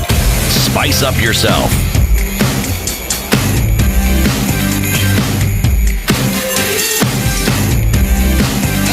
Mornings done right. 94.4 Spice Our conversation continues. Jonathan White, our program manager, Practical Action Kenya, and actually we have Josephine Abongo, who is one of the last mile entrepreneurs for this project. So, Jonathan, the Practical Action is working in these 4 counties, supporting entrepreneurs, like you're saying. You do some work, you identify those that have potential, and you're supporting them so that then they can scale and benefit more people, so that more people can have access to these improved cook stoves. Okay, these 4 counties, Nakuru, Nyandarua, Baringo, Kericho. Why? Why these particular counties? One, I think I need to state that this project is happening countrywide, and there are other partners who are in the other counties. Like, for example, when GIZ came up with this project, it picked other implementing organizations, and they were given different areas. Like, for example, we have Masicop. They used to be Energy for Impact, so they are doing in Taita Taveta, Kilifi, Mombasa, and the other county in Mombasa, Kwale. Those are 4 counties. As we are in 4 counties, we also have, we are doing partly Kericho, because KTDA is also implementing there on the tea estates. They are also doing that in Nyeri, where the areas where there is tea. We also have Dedan Kimathi University, who are actually doing a lot of stove testing and also innovations in terms of improving the stoves that we use. We also have Strathmore Business School, who are also taking part on the area of developing the curriculums for business development, which we use to train our entrepreneurs. Then there is GIZ, who is also taking a bigger part of this country. They are in all over Nyanza, Western Kenya. They're also in Central and lower part of Eastern. So the program is taking place in it's a countrywide program. Each partner is given a designated area to work in. Okay. How many implementing entrepreneurs do you have in these 4 counties? How many are you working with? Currently, I'm working with 303 men and women. 303? Yes. Where we have around 189 women, and then the balance men, because the requirement for this project was to take 60% women and youth. Then the rest we allocate for men. Yeah, because we believe that women bear the most impact when it comes to looking for fuel, and that is why we give them a bigger share in terms of supporting them. And when we talk about the rural economies, you again also realize that women are the majority of the people who live behind because of their parental duties. They are left in the rural, maybe to take care of children and maybe look after the property that the husband has gathered. Then the husband goes to town. So you find that because the project target a lot of people in the rural, then we find that women are the most ideal people to work with, and youth. Yeah. Okay. So for you, Josephine, just tell us. So now, obviously now we're looking at it from practical experience of this clean energy stove. What difference have you seen from when folks used it before? And I can assume that you use it and sell it as well. Yes. Okay. So what difference have you seen from what people used to use before and then now that they use this clean energy source? The difference is that what I've experienced is that the Jiko is easy to use, and it also help in the conservation of our environment. When you use Jikos, which are energy saving, you'll be able to, it makes you, it helps you cook faster. Yeah. Okay. As an entrepreneur, Josephine, where are you based? I'm based in Nakuru. And what made you what made you get into this business? Okay, I can say that I was urged by practical action to get into the business. Because initially I was doing almost the same kind of business, but I was not selling the energy saving jikos. I was dealing with the normal KCJs, as he has explained. But after partnering with the practical action, they introduced me or us to be selling the improved cooked stuff. Yeah. How would you say is the uptake? Since this is now business and you are a business person, do your customers like it? The number of people who are buying the stoves increasing? I can say we have seen a very big change since we started with practical action. For sure, when we started, I can say a few people knew about the stove. Okay. But as we kept on going into market, maybe doing market storms and road shows, and even visiting like institutions, introducing the stoves, I can say a lot of people are now coming for the jiko. And those who have used it can even testify to others, tell them the benefits that they are getting when using the jikos. Yeah, so we find it even easy for us to sell when you are selling something that is already known in the market. Unlike initially when we started, nobody, I can say a few, only knew about the jiko. Yeah. Now this is interesting. Yes. When we came to Nakuru, she was doing KCJ. We introduced her to this new solution, and she started from scratch. Right now, I can report from our record, she's doing 2,000 units per month. So when you look at that in terms of impact and the transformation, I think the organization, through its program, has transformed her into a new way of doing business, because she can confirm that she's earning more income that is doing a lot in our family. And that one, we are seeing it with other entrepreneurs who are also doing as much as she's doing, where now people can confirm that their social life is changing, and they are able to take children to school through this kind of business. I am looking at this enterprise, and I'm looking at the focus seems to be a unit for an individual, for a family. And I'm looking at the competition from a business perspective. LPG gas, you can have similar units, small, they're getting even smaller, sizable.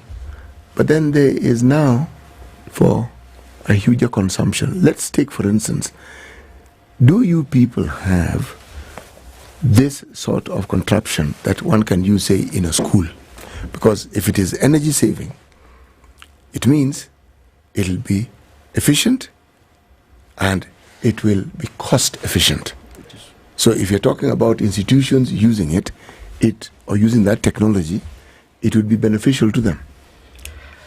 Yeah, that's a very good concern, and I can tell you, as a program, we have looked into that. And right now, I think I wish I carried some samples that we've done. If you go to some institutions, we've done a very good job. We are installing for institutions, because we believe that, like, there is one that we did for Kabarnet School for the Blind. This was done by one of our entrepreneurs. He was given a contract by a donor who wanted that school to do improvement on their cooking stoves, and he did a very good job. Actually, after this, I will show the photos, and you will love to see the kind of innovation that we are doing, because we believe that one, compared to the boilers that are being used by institutions, actually saves a lot of firewood. Because the boilers is just a metal, and when you eat it, I think it loses a lot of heat through the metal. But this one, the heat is contained, and you're likely to use very few fuel. Then we've started a program where we want to build enhance building for the community. And we realized that there was a weakness with building and giving a quality installation. And what we've started, we have partnered with the vocational training centers in the 4 counties. Already now we have profiled 50 of them. And there are those that we've started with, like if you go to Mogocho, vocational and training college, we've done them a very good, a nice ICS installation, and we use that one as a case for training their trainees, so that from there they can start building within the communities where they come from. We believe this is something that is going to provide income for the trainees who are in the school, because when we were sharing with the management, they told us that these trainees experience a lot of problems in terms of getting money for their own pocket money and also paying for their fees. Now, when we introduced this, they are able now to go do some work during vacation, and when they are coming back, they can be able to pay for their fees and also have money for their pocket money. So it's happening all over. We've also done some for the hotels. I can share another one that we did for hotel in Naivasha, with a very nice grill for roasting barbecue. meats. Yeah, so a very nice one. And again, also we are trying to innovate to see how we can also come in there's these cookers that does for baking. The oven. So yeah, we are trying to innovate on that, and someone is running with that, and that is why we have this institution like Dekut and other Swatmo coming in, so that we can work with them to see that at the end of the day we come up with innovations that goes into the community and save the community from using a lot of fuel. Yeah. It's a big thing. Looking at Josephine is selling many units per month. Josephine, are you selling to other resellers, or are you selling to individual people who now go to use it at home? Or what's your mix? I'm sure there are some people maybe who come and buy, 10 or so, then they go and sell in their local shops. Yes, I sell to both, individual and those who are also reselling. Yeah. And where do you get your cooks from? Your cook stores from? From Kisumu. Okay. I get them from Kisumu, transport them to Nakuru, where I have the distribution center. So from there I can easily distribute to Nyandarua, Kericho, and the surroundings. How is that chain like, Jonathan? The supply chain from the manufacturer, are there specific manufacturers that you work with that are using this specific clay, that then you come down all the way in the supply chain up to last mile where Josephine is? Yeah, there is a very well elaborate supply chain. One, we start with the producers, and these producers most of them are actually under GIZ programs. And why we look at producers under GIZ program is because we want first certification to be done at the source. So when GIZ work with these producers, they show them how to do the best quality. Then they also certify that whoever that our entrepreneurs are buying from are actually certified producers. If you start by getting a certified product, then at the end of the day it means that the end product is also certified. Then from there we've linked our entrepreneurs with producers in Kisumu, in Siaya, in Kakamega, and where they are able now to buy the products, and the products are transported to Nakuru and another area where we are working in. So that now from there, if they are not entrepreneurs that we're working with are not wholesalers like the others will do what we call value addition. And value addition in this case is that you'll get a liner, then you clad or you put it in the metal casing so that you make it a complete ICS. And by doing that, a complete ICS will fetch a lot of money than just selling the liner. And that is now what is normally happening with most of the entrepreneurs we are working with, who are not wholesalers like Yep. Okay. I'm interested, Josephine. People who buy from you, who come back, what do they tell you about how they've been able to use the cooker? No, the consumers. Yes. Okay, most of them have really appreciated having the jikos because for sure most of them have testified that they've really seen the benefits of using the jiko. And also, as Jonathan has said, that I've made a very big step in selling the jikos. It's through my customers who are coming. They also recommend the jiko to others, telling us that they love it. Yeah. Yeah. Okay. So then, do you ever have a challenge of, okay, so they want, but maybe I'm waiting for some to come in terms of production, or then do you always have them available?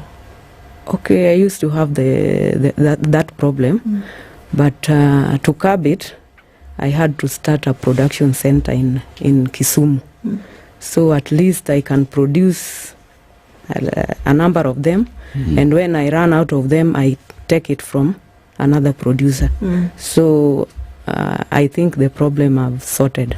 Okay, so this is interesting. So you're able to produce them as well as sell them. So you're not waiting for them to come from somebody else for you to then sell. Yes. So there's a production element for you as well. Yes. So do you have staff you oversee? What happens? Or do you then say, this person, Charles, is in this place, produce another 1,000 for me? Or are you then involved in that process of production? I am involved. Yeah, in Kisumu I have employees who are doing that on a daily basis, and in my distribution center also in Nakuru, I also have people helping me doing that. Yeah. Now, isn't this a lovely story? So you actually have a production line, and then you have a distribution network. Okay, now, from a distribution network, have you grown other people who then also distribute? Pardon? Okay, you distribute. Yes. You would sell more if there were people elsewhere, let's say you said Nyandarua or Kalau, let's say for instance, who instead of buying for themselves, also buy and then distribute. Yes. Do you have such a network? Yes. You do? Okay. I told you initially that I have a production center in Kisumu. Yes, you do. And when I transport them and stock them in Nakuru, the price is now different from when you have the products from Kisumu. Okay. So I have two different prices. If you have if you maybe purchase from Kisumu, you have a different price. Okay, so you're treating, these are two different businesses. Yes. There is the production and then there is the retail. From your production outfit, you have, it's not only the Kisumu shop that buys from, the Nakuru shop that buys from Kisumu. Yes. There are other distributors who also go to Kisumu, the production facility, and buy. Yes. All right, so you have a network of other people who buy from the production facility. How many are you producing in your Kisumu plant per month? Like I can say, like I personally, from my kiln, around 2,500 every month. Yeah. How long does it take to make one? Sorry. Okay. During rainy season, we have a lot of challenge because it takes a lot of time to dries up. But during maybe dry season, it's very easy because they dries up very fast. Yeah, so let's say that in a week we can do like more than 500. More than 500 in a week. In a week, yeah. Is Kisumu one of the places where the good clay is found? Yes. So it's one of those places. Yes. In Nyeri. Yes. So you also have people that you buy from that supply you the clay.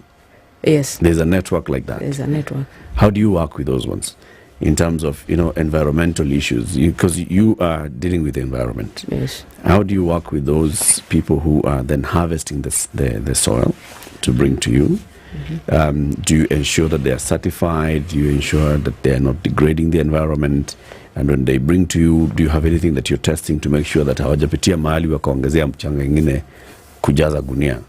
Okay, that's a challenge to my business because when they bring the soil to us, we don't test them.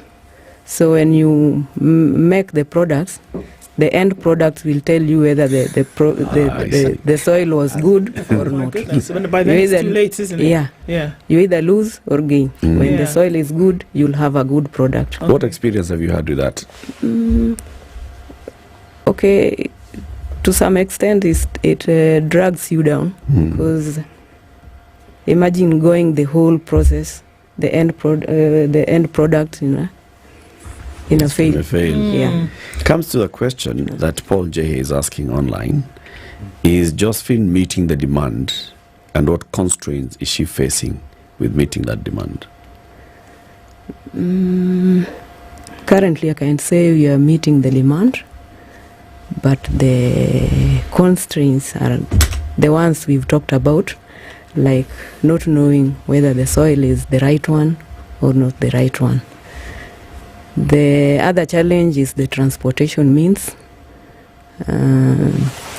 The product is bulky. So you have to use a lot of money transporting them from Kisumu to where I stock them. Yeah. How much is it, a cook stove, by the way? How much does it cost to purchase? A complete one or the liner? Well, so the complete one. I want to take it home. When I put it, I buy it, put it in the house, I can use it. Okay, we have from our prices range from 800 to 1500. What's the 800 and what's the 1500 one? Are we talking about depending on size? Yeah. Oh, the size of it. So it's different. So what size is a household using, for example, whereby they're 5 people? Okay, the household one is the ones I've explained. Yeah. Ranging from 800 to 1500. Okay. And then we have the institutional ones. Yes. The ones we permanently install. Goes up to maybe the installation will even take up to 70,000, depending on the stoves that you want to install. Okay, so you're selling about 2,500 per month, like you said, or rather, so are you producing 2,500 or are you selling 2,500 per month? That is what I sell. You sell 2,500 per month? Yeah. What's the majority of the ones that you sell? Are you selling more for household or are you selling more for institution? For the household. Okay. Yeah. That makes sense. And so if we were to move this product from Kisumu to Nakuru, because you talked about the fact that it's more expensive to go to Nakuru, obviously because of transport, what difference are we looking at then in terms of cost or price of the cook stove? I've not got the new clearly. Okay, so it's in Kisumu, it costs 800 shillings, right? For the household. In Nakuru, the same thing. How much would it cost? No, the stove. Yes. I'm not transporting the stoves. From you're transporting Kisumu, the liner. I transport the liners. The clay. The clay made. So if you're selling the liner on its own, how much does that cost? The liners range from 450 to, we have the one that goes for the bigger one, goes for 2,500. Okay, so Josephine, if I'm in Nakuru and I want this thing, and you're going to send it to me, who's going to put it together for me in Nakuru?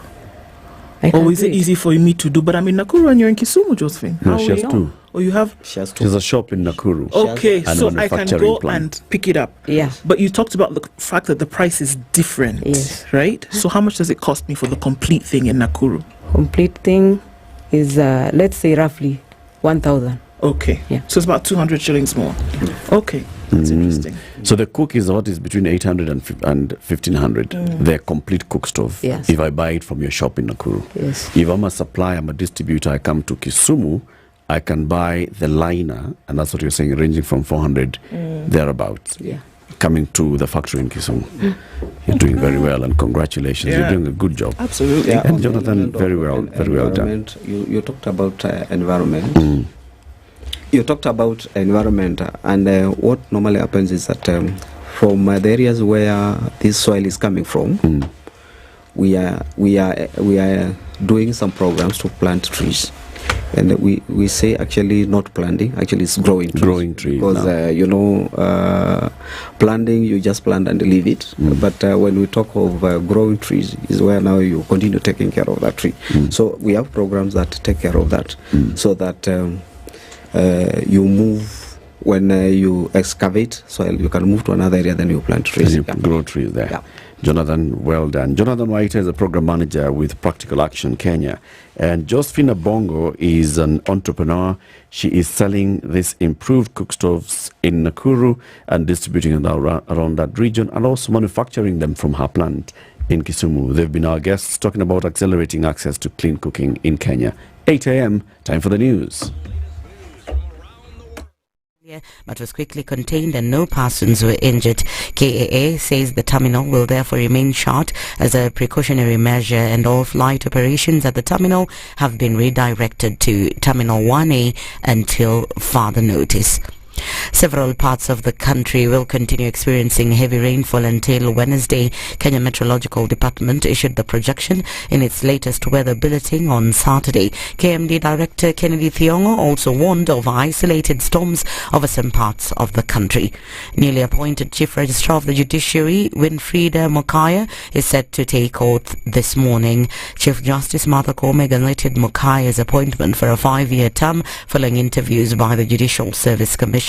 Koome, who doubles up as the chairperson of the JSC, which settled on Mokaya following day-long interviews, formalized the appointment in a Gazette notice dated March 19th. Mokaya was among 7 candidates interviewed by a panel led by Koome. 40% of Nairobi County doctors who have not reported back to work following the nationwide strike have until the end of business today to do so, or risk getting fired. Nairobi Governor Johnson Sakaja says letters have been sent out to the doctors summoning them back to work as they wait for the government to solve their grievances. If you're a doctor and you're interested in working in Nairobi, be in hospital. I told them that on Thursday. On Friday, I had 60% of them reporting back to work. They came back to work. Monday, nimeandika barua ya wale 40% watuambie kama wanataka kazi. Kama wataki, kuna wengi wanataka kazi ya kuwa daktari. This event comes as the doctor strike has entered its 12th day, with the Union Secretary General Navjia Teller insisting that they'll not return to work until their 9 grievances are addressed. This coming week, we're going to have a demonstration in Nakuru, in Kakamega, in Migori, in Embu, and again in Nairobi. Because without having these issues solved, no amount of political rhetorics, no amount of threats, no amount of propaganda, no amount of bloggers are bought to dissuade the direction will affect this. As farmers from sections of the country continue to raise concern over the shortage of fertilizer, President William Ruto says that the government has begun distributing 5 million bags across the nation. Speaking in Kisii County, Ruto said that there was no need to worry, as more subsidized fertilizer would be available in the country by next month. Nataka niwaeleze hakuna wasiwasi ya mambo ya mbolea. Tayari katika stores zetu sehemu mbalimbali tunapeleka sehemu ambayo inahitajika. Tuko na magunia milioni 5 ya mbolea ambayo tayari tumenunua kama serikali na wakulima watapata. President Ruto's aide Farouk Kibet on his part called on the government to protect farmers from those taking advantage of them by giving them fake fertilizer. Kwamba kuna watu ambao wanashikana na wakora kuuzia wananchi fertilizer ambaye ni mchanga. Tunauliza, badala ya polisi kukuja kwa mkutano ya amani kama hii, tunataka polisi waende washike hii watu wanauza mbolea kwa njia sio halali. And in the international scene, early results from Senegal's presidential vote put opposition candidate Bassirou Faye ahead, sending his supporters to celebrate in the streets, though his main rival from the ruling coalition said a runoff will be needed to determine the winner. At least 5 of the 19 candidates in the race issued statements as results trickled after the election on Sunday, congratulating Faye. Former Prime Minister Amadou Ba, the ruling coalition's candidate, said, however, that those celebrations were premature. That's the Newswire. I'm Lea Obaga.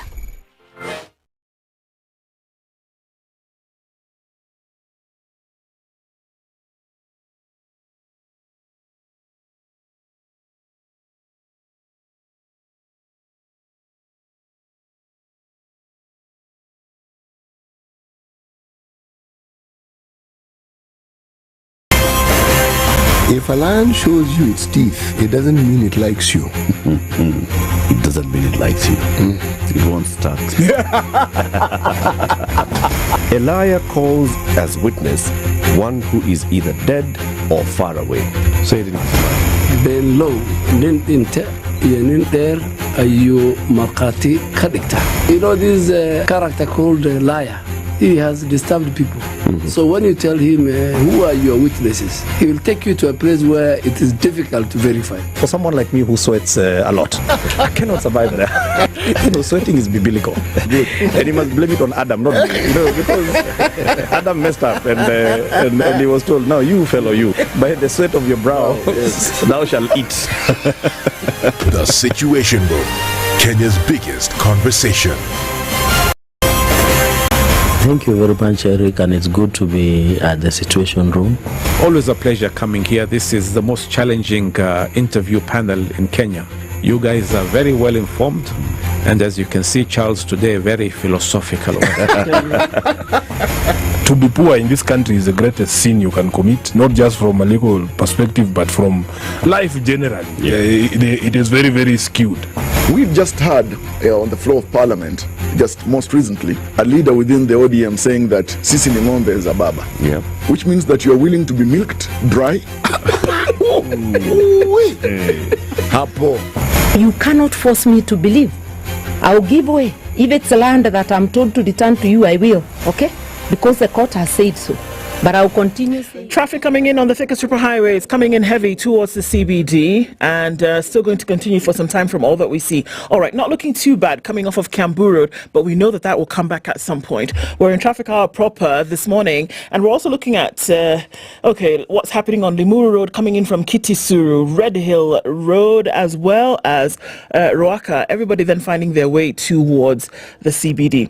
Okay, look at Red Hill Road coming off of Wayaki Way. There's bumper-to-bumper traffic all the way from James Gishuru, very, very heavy traffic, and then in towards Westlands. Uhuru Highway is busy all the way from Nyayo Stadium at the roundabout through to Westlands. So yeah, it's going to take a while to get off of this one this morning. We're also looking at heavy traffic coming in from North Airport Road, touching on Outer Ring, inbound from the Eastern Bypass, and then on to Outer Ring. So everywhere you look this morning, traffic, if it is what you're looking for, you will find it. Wits about, patience, and all those good things we're going to need this morning. Let's talk on SpiceFM, KE on X, hashtag The Situation Room.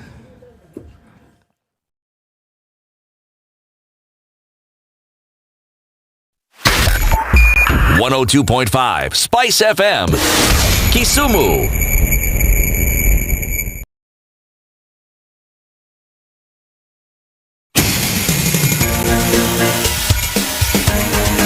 This is The Situation Room, the home of hard-hitting political commentary and penetrating insights about the state of the nation. This is a talk radio experience like no other. The Situation Room, a place for hard truths, debates, and elevated conversations. The Situation Room, witty, political, engaging, deep, controversial. In the room, we have C.T. Muga, researcher, academic, seasoned political observer, a fountain of wisdom in these politically uncertain times. Ndu Oko, Nigerian by birth, Kenyan by choice, communications expert, Pan-Africanist, a truth seeker and believer in people power, and Eric Latin, agent provocateur, the man in the chair, seasoned journalist, news hound, a man who believes in punching up, not down. Good This morning. is the Situation Room. On to the third hour of the Situation Room this morning.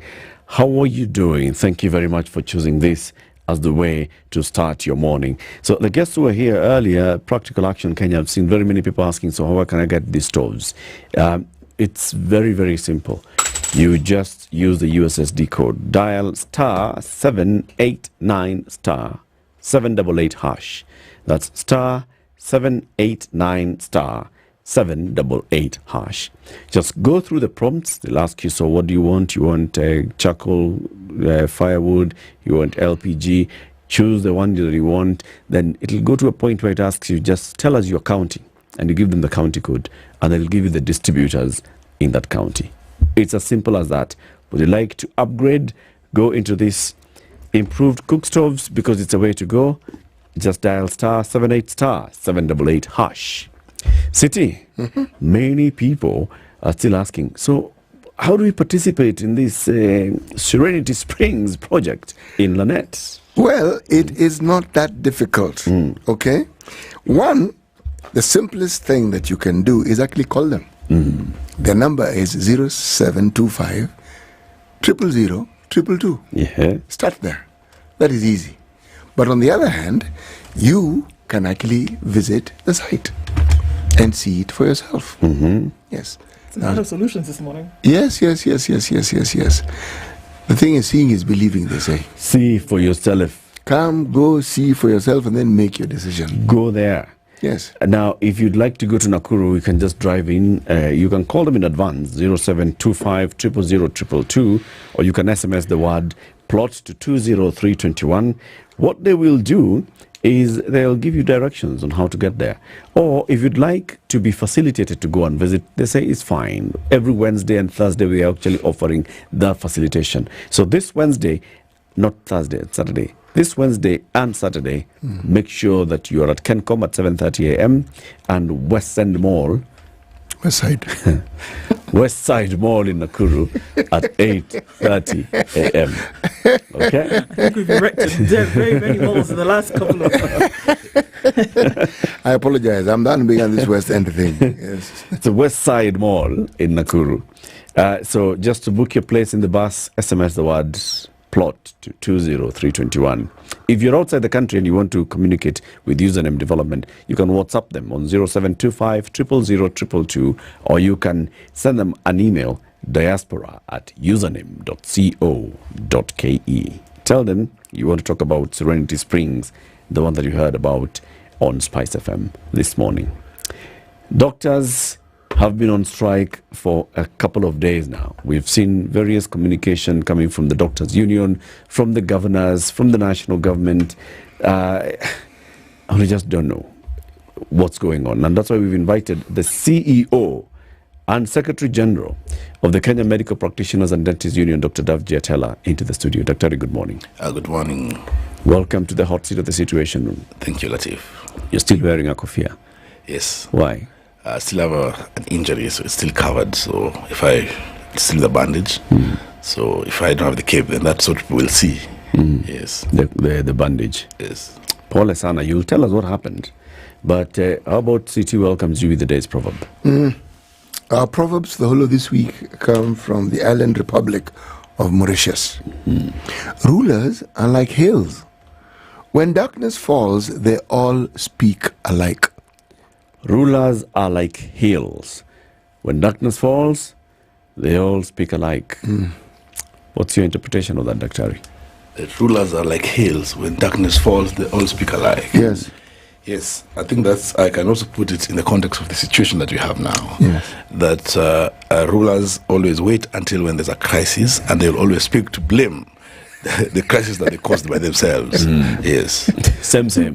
Yeah. It doesn't matter who's in office. Every time doctors go on strike, it is declared illegal. And it's the doctors who are the problem. It's the doctors who are unreasonable. Yes. And they're not caring about the patients. Yes. And what happened to, the oath, the Hippocrates oath. I mean, what is this? Yes. And all, so on and so forth. Let's start from the beginning, Daktari. We saw the demonstration that you had organized, the protest, that march that you had organized. Yeah. And then there was fracas. Yes. And you ended up in hospital. Yes. Tell us what happened on that day. It was on 29th that we had the peaceful procession, and we had notified the police about it on 26th of February that we will be doing the procession. And also we had a meeting prior to that with the Minister of Health, the Cabinet Secretary, and discussed the issues of posting medical interns. And she told us the problem was with the Treasury. And she actually gave us an assurance that when you are doing the procession on Thursday, I will join you to Treasury, because that's where the problem is. So on that 29th morning, we were demonstrating from Kenya Medical Association Auditorium. Then there were no police at that time. We came up to the Ministry of Health, where we sat with the teams there, and they told us, they actually explained to us that the letters for medical interns were ready. The only thing they're waiting for is the commitment from Treasury. And therefore I went back to the doctors and told them, okay, now we have to proceed to Treasury. And then before we proceeded, one of the police officers, who is the deputy OCS at Capitol Hill, told me he was informed earlier to disrupt our walk from KMA to Ministry of Health, but he did not do it. But if we try now to go to Treasury, he will actually take me out on that particular procession. But we told him we gave a notice which you received and granted us this particular procession. So we proceeded, and there were about 650 doctors. So we proceeded, but then when you're going down just from the Ministry of Health, before you join the Commuter Avenue, the Uhuru Highway, yes. They went around and came in front of us. They loaded their guns, I think with a canister in front. And when the boat less than 20 meters away, we were in the front line. I was holding the banners with the doctors. He shot directly to my head. So which was this same OCPD? Yes, this same deputy OCS. So the good thing is that it didn't hit my forehead. It came and hit my head at this point. Yes. The canister. Yes, that directly within about not less than 20 meters away. Yes, because I was trying to when I was doing a demonstration last week, so I was actually trying to check where was I and where was this guy, and also there are people who are doing live videos in the whole procession. So we actually took the footage of everything that was happening, and therefore the luck is I didn't hit my forehead. It hit my up on the head. Otherwise, if it was a forehead, then it would be a different story. So there are very many instances that when somebody wants to eliminate you easily and say it is an accident, is to hem your head with the canisters, because the canisters have killed many people before. Yes. And now we come to corroborate with what's happening with the Ministry of Health, because I think they had realized that KMPD was a problem, and they thought it is me the problem, and because they had already planned to reduce the salary of interns by 91%, and they knew there would be uproar. So in essence, they wanted to destabilize the organization and make the members think about the person who has been eliminated and the process while they are doing all these things that we're seeing now. Lately, they know that the issue really was not Davji's. The issue is about the doctors. And for example, if I'm not there today, there'll be a Miskela tomorrow, there'll be a Bimochi tomorrow, there'll be all the 10,000 doctors are able to actually rise up and actually take the action. And that's why even when we take action like strikes, it's not the Secretary General striking. It is the members who have genuine grievances on their issues that leave their jobs because they want the issues resolved. Dr. It's interesting that you say what you've just said, because, and I want to go into that just a little bit, because even before we look at the issues, and you talked about, okay, well, the CS says that it's a Treasury issue, so let's go to Treasury. We come back and a couple of days later we hear, actually, well, we're ready to hire these interns. We come back and we hear something else every day. But the thing that remains constant in all of this is that doctors are on strike. Yes. That's the constant thing. All these other things that we hear keep changing. Yeah. But before we go to those issues, you said something, and it's like, doctor, tell us the issue. But not really. Because if you look at the chronology of things, there for the last decade has been an issue with health in this country. When we're looking at the KMPDU under Dr. Oluga, under Dr. Mwachi, under Dr. Mwachonda, now under you, there have been strikes by the union under all of these Secretary Generals in the last 10 years. So for me, that means that there are underlying issues that have not been dealt with. Today with the strike, it's the interns issue and the lack of a health commission. I remember very clearly under Dr. Luga that there was again the issue of not hiring doctors and that we don't have enough in the facilities. Under Dr. Mwachonda, it was that yes, around the country we're not hiring enough, and that we're not able to have a proper mechanism in place to hire doctors and make sure that we're delivering health around the country. So these issues have been there for 10 years and they seem not to be sorted out. What's going on?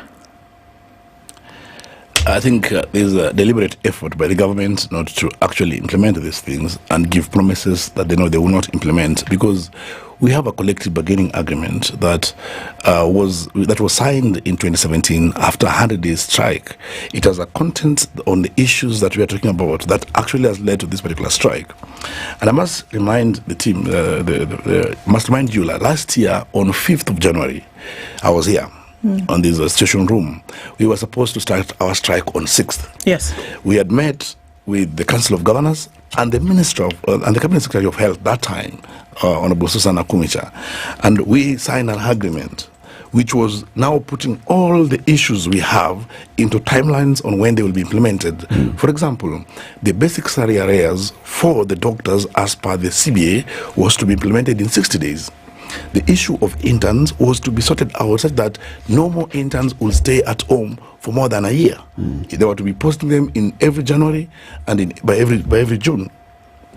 We had talked about the issue of comprehensive medical cover. They say that's one they were going to sort out immediately for all the doctors. We talked about postgraduate training. In our matrix, they indicated that this one they're going to commit immediately and sort it out. The issue of employment of doctors, the Council of Governors and the Ministry of Health and Treasury together agreed that yes, we need to drive universal health care. How are we going to do this? We must have a plan to employ doctors annually. After this particular matrix, we did not see any engagement. We were forcing meetings with government across the year. But then before Masuja Day on 20th of October last year, there was this what is called Kelechi Declaration, where the government put on a plan to sort out the issues of human resource in the country, where they give also a raft of the same thing of our matrix and give timelines.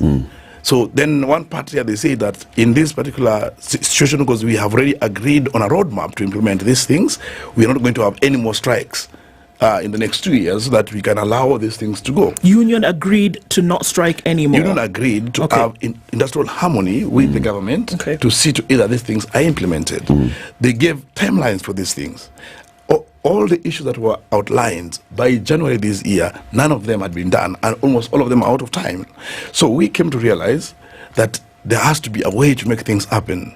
So, and also, after our meeting of last year, 4th of January, we started having a conciliation committee, which did a conciliation for the whole year, for 13 months. Yet, by law, it should be 30 days. So when we gave a strike notice on 6th, it was a strike notice that was coming after 4 demonstrations within the town to actually demand posting of this medical interns. It was a demonstration that was coming because Social Health Insurance Act is in place now, and it has left all the doctors across the country without comprehensive medical insurance.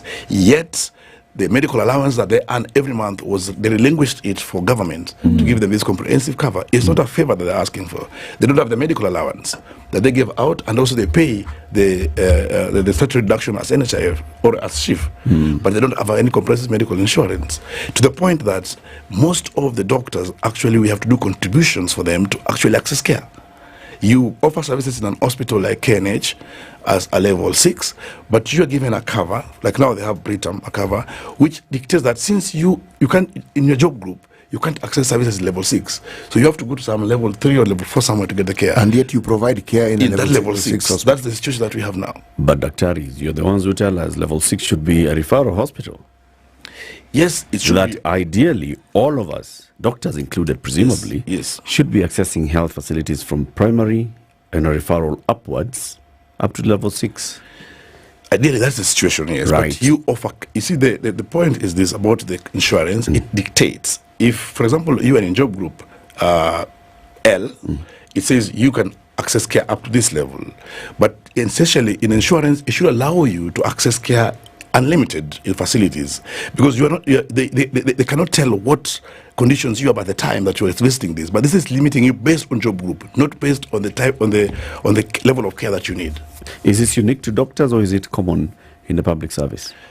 I may not know from other public servant, but what I know very well that civil servant NHIF cover was common to all the civil servants, and doctors are civil servants. Okay. So it was getting across. That's why even when the Social Health Insurance Act came into existence, the civil servants in the whole country actually went even to court. So it's a common thing across the civil servants. Okay. Yes. So were you getting the same with your NHIF previously? With the NHIF previously, there was no limitation. It was just the care you need, and that's why most of the time, that's why we came out strongly saying that even though SHIF is in, we need to have the comprehensive package, because it is not a favor, as I say, that we have a medical allowance. Every employee has a medical allowance, whether it's in a private sector or a public sector. But as civil servant or public sector, we relinquish this medical allowance, and the government said that they will top it up with the statutory deduction to then give us the comprehensive package. So here you're going to lose your medical allowance, and again, you are not provided for that particular care. Okay, yes. All the way. Last week we hosted the senator for Uasin-Gishu County, who's the chair of the health committee, the former two-term governor. And he told us, you know what, he just cited the meeting that you've talked about here, the one that happened in, was it October last year? Where there was a meeting of various stakeholders, from the Council of Governors to the senators, to members of the National Assembly, to the Ministry of Health, to the doctors' unions and other health workers' unions, where you all agreed, let's work towards making these things better. And you committed that we're not going to go on strike and allow for the working teams to come together and work out modalities.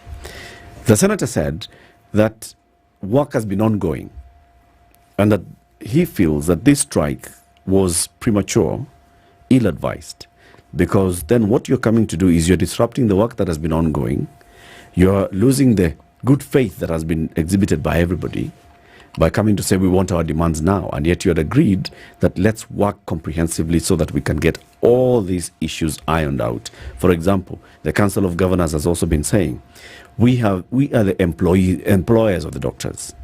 The doctors want to go for postgraduate training. Who should take up the bill for postgraduate training? The conversation has been, should the national government, the Ministry of Health, which is in charge of training, take up this bill? And if they take up the bill, and I, as a county governor, have been left with a gap for a doctor who's away for 2 years, what do I do? So all these are conversations that have been going on. And then here you are, you said, we are downing our services, no services at all, in the middle of this conversation. I think there's one thing that people always misinterpret and then think that that's an absolute way to control workers. That particularly is the term goodwill. And I say a lot of time government misuse the word goodwill. I've been told about goodwill all in my all engagements. But goodwill, I keep on saying, is hand. It's just like a promise that is kept becomes valuable. If you have kept honorable promises that we've had with you before, then if you give me a promise, then I know for sure. If you give me a check and a promise, and the check actually went through, the next time you give me a check, I know it will go through. But if you give me a check that goes and indicates there's insufficient funds, the next time you give me a check, I will not pick it. That is what the government has been doing to us. Because you sit down, have an agreement. And as I say, this collective bargaining agreement was signed. It's binding between the government and the union. And now we see it not being implemented. First of all, the union went to court in 2020 and demanded implementation of the CBA, the basic salary arrears. The government went to court claiming they've implemented it. We had to give our pay slips across the country to indicate whatever is in the CBA and whatever we have done has not been implemented.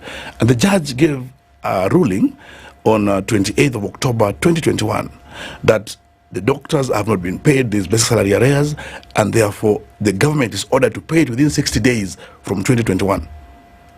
I must say that there's nothing that was done. We followed up with the government all through. We're in 2024 that day. Yes, up to 2024, not more than 611 days to 12 days, it has not been implemented. We went to, that's why we gave a strict notice in 2022, December, where now we're coming at the matrix that it will be paid in 60 days. Today, when we are meeting them over this issue, they say, okay, this is should be paid by counties. They now talk of counties and national on the issue. But the person who signed this agreement is Honorable Sakaja, the Madam CS. When? 4th of January 2023. Okay. That they would be sorted by March 2023. Yes. So when you are coming out to the So, Daktari, yes, when in October, you as doctors said that we are signing on to this thing, after this meeting, we are not going to go on strike again. It was after March last year. We say, if already these matters had gone to court in 2022, yes, you had issued a strike notice in January last year. You had agreed to have something by March last year. It had not happened. When you were sitting in October last year, it's after all these things. Why were you committing to not go on strike if you're going to go take us back into history? Let me explain to you, and it is well written as number 60 there, that we will have industrial harmony. And industrial harmony means that there's honest engagements between the employer and the workers, and actually strikes in themselves enhance industrial harmony, because therefore the employer is forced to sit with you at the table and discuss your issues. So you're saying that the industrial harmony was conditional? industrial harmony is a give and take issue. It's not saying that if I have industrial harmony with you, that I will not go on strike. The strike actually enhances it because it makes us sit and I will know what is the problem that have not been solved. So in your understanding, in October last year, when you were putting your signature on that dotted line saying we shall have industrial harmony, in your understanding, that did not exclude a strike? No, the industrial harmony cannot exclude your constitutional rights. So what? And that's why when you are what going is on this, industrial harmony? Industrial harmony means you sit down, discuss issues with honesty, and actually implement them or commit to implement them and do so, not just to pass time. So a strike in this case, from what you're saying, that Terry, is kind of like a reminder or a prick on the conscience to say, this is the conversation that we had when we sat down. Yes. Should you not fulfill your end of the bargain, then maybe we're going to go to the streets to kind of remind you about what we said when we sat down. Actually, strikes are the cornerstone of bargaining, in the sense that then it forces the employer to realize the value of the employee in the system. For example, what happens in this case, we have also the issue of interns who were then to be posted. We were told they'll be posted in 1st of April, but then we raised a concern. Why? Because the government has gone unilaterally to change the terms of engagement of the interns from what it is in the collective bargaining agreement. That means they are not honest. They're acting in contempt within the document that you're working with them. They're acting in bad faith. Because it has already explained what needs to be earned by an intern doctor. They start saying that we need to redefine this particular term. The term has been in existence for the last 60 years. It's not a term that is only common to Kenya. It is the same term in Australia. It's the same term in South Korea. It's the same term in USA. The term medical intern. Medical intern. It does not change the work that they're doing. Yes. But here now they say, no, we have other interns in the country that are getting 25,000 or 35,000. Why are we having these interns getting this amount of money? Now we have to reduce it by 91%, forgetting that there is a CBA that anchors the terms of engagement of these particular doctors. Let me ask this question. What really is the problem here? Because every time we have this discussion, there is then the matter of, well, health is devolved. So this is a county problem. So then the question is, so where does the national government come in when it is a county problem? And yet, everything that you say simply relates to doctors. So who is it that we are holding responsible for this? I think it's a ping pong game of the government and the way not to be accountable to the issues. Because when you talk about healthcare, the universal healthcare agenda is an agenda of the president, and it is being driven by the cabinet secretary, not by the governors in the counties. When you talk about health being the accessibility of health, it's a government issue. But now the government always decides to know where to direct workers when these times come in. Because I saw even yesterday where Governor Sakaja was telling other governors that we are the employees of these doctors and they need to return to work, or otherwise they face being sacked. We've had governors speaking like that before, but these governors come and go. We remain in the system, I must say. And one very important thing is that the same governor who was speaking like that is the governor who sat down with me and the CS to sign the document on the commitments of implementing this thing for all doctors across the country, because he was the chair of the Labour Committee in the Council of Governors. We must look into it, that where does finances come for this particular thing? Because when most of the time, like what we are demanding in the CBA 2017-2021, the arrears that are owed to doctors for 7 years, I have told governors that if a governor feels like he wants to intimidate or victimize any doctor, he should just hit the doctor's account with that arrears. Just go pay those doctors the arrears of 7 years and tell us, hey, me as a governor, I've already paid them. They should be working. Because each and every county signed the CBA. And if no governor has paid, then they have no moral authority to actually say, no, these are my doctors. Because we know that all our taxes goes to one basket. That is the exchequer. The county government say that they do a salary raise because there's delay of funds from the exchequer. So as much as there's ulubalu and talks that health is devolved, the funds and the finances for health are not devolved. They're from the central point. There may be some other activities that are devolved, but then the finances are not devolved. The health of Kenyans is not devolved. The service provision that they need is still from the same institution, same unit, and even the face of healthcare in the country is still under one Ministry of Health. And I must really bring it more that why are we so keen to say health is devolved when we come to actual healthcare service delivery, but when we come to driving the universal healthcare, where we know in the Constitution that the primary healthcare is under the county governments, but we have seen the Ministry of Health and the national government having a keen high on this particular process, to the point that they have taken a drive to engage more than 100,000 community health workers. What mechanism have they used now that makes health now a national project and not a devolved function? Is it because of the donor funding that is making them have a keen interest?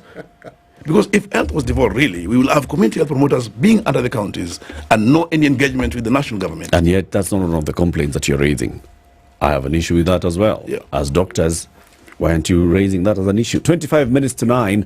Dr. Davji Atela is the Secretary General of the Kenya Medical Practitioners and Dentists Union. He's our guest today. Doctors are still on strike. What day is it now? Day 12. This is the 12th day of a strike by doctors countrywide.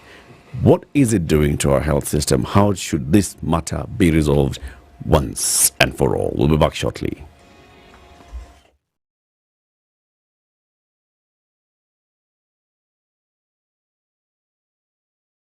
This is the Situation Room, the only way to start your day. Partly sunny conditions in Nairobi after the rains. It might come back though. We'll see highs of 26 and lows of 16. We'll see highs of 29 and lows of 16.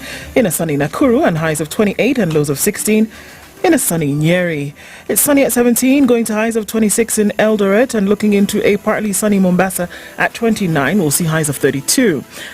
Malindi is partly sunny at 20, we'll see highs of 33. And in Kisumu, it's sunny at 23, we'll see highs of 30. While in Kakamega, going to highs of 29, it's sunny at 22. All right, into Kampala, it's cloudy at 22 with highs of 28, while we'll see highs of 33 in a mostly sunny Dar es Salaam at 26. 15 and sunny in Johannesburg, going to highs of 22, while in Mogadishu, we'll see highs of 33 and lows of 27. It's 17 and cloudy in Addis Ababa with highs of 21 and lows of 13, while in a clear Lagos at 28, it'll go to highs of 33. We'll see highs of 34 in a mostly cloudy Kinshasa at 25.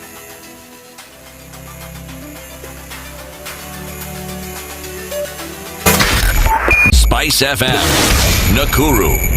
It is a busy Monday morning, as it normally is, quite some. So if you're looking at what's happening on Landis Road, coming out from that whole Kamkunji area and then getting towards Haile Selassie, there's a lot of flooding that took place overnight.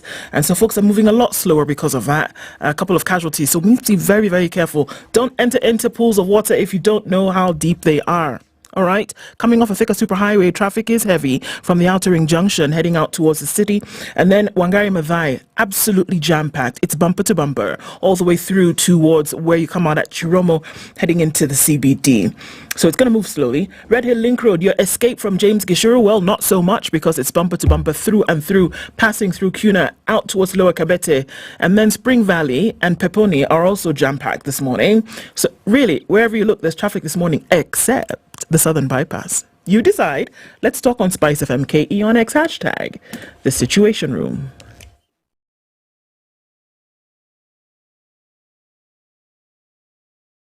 Mature, intelligent talk every morning. Spice up yourself.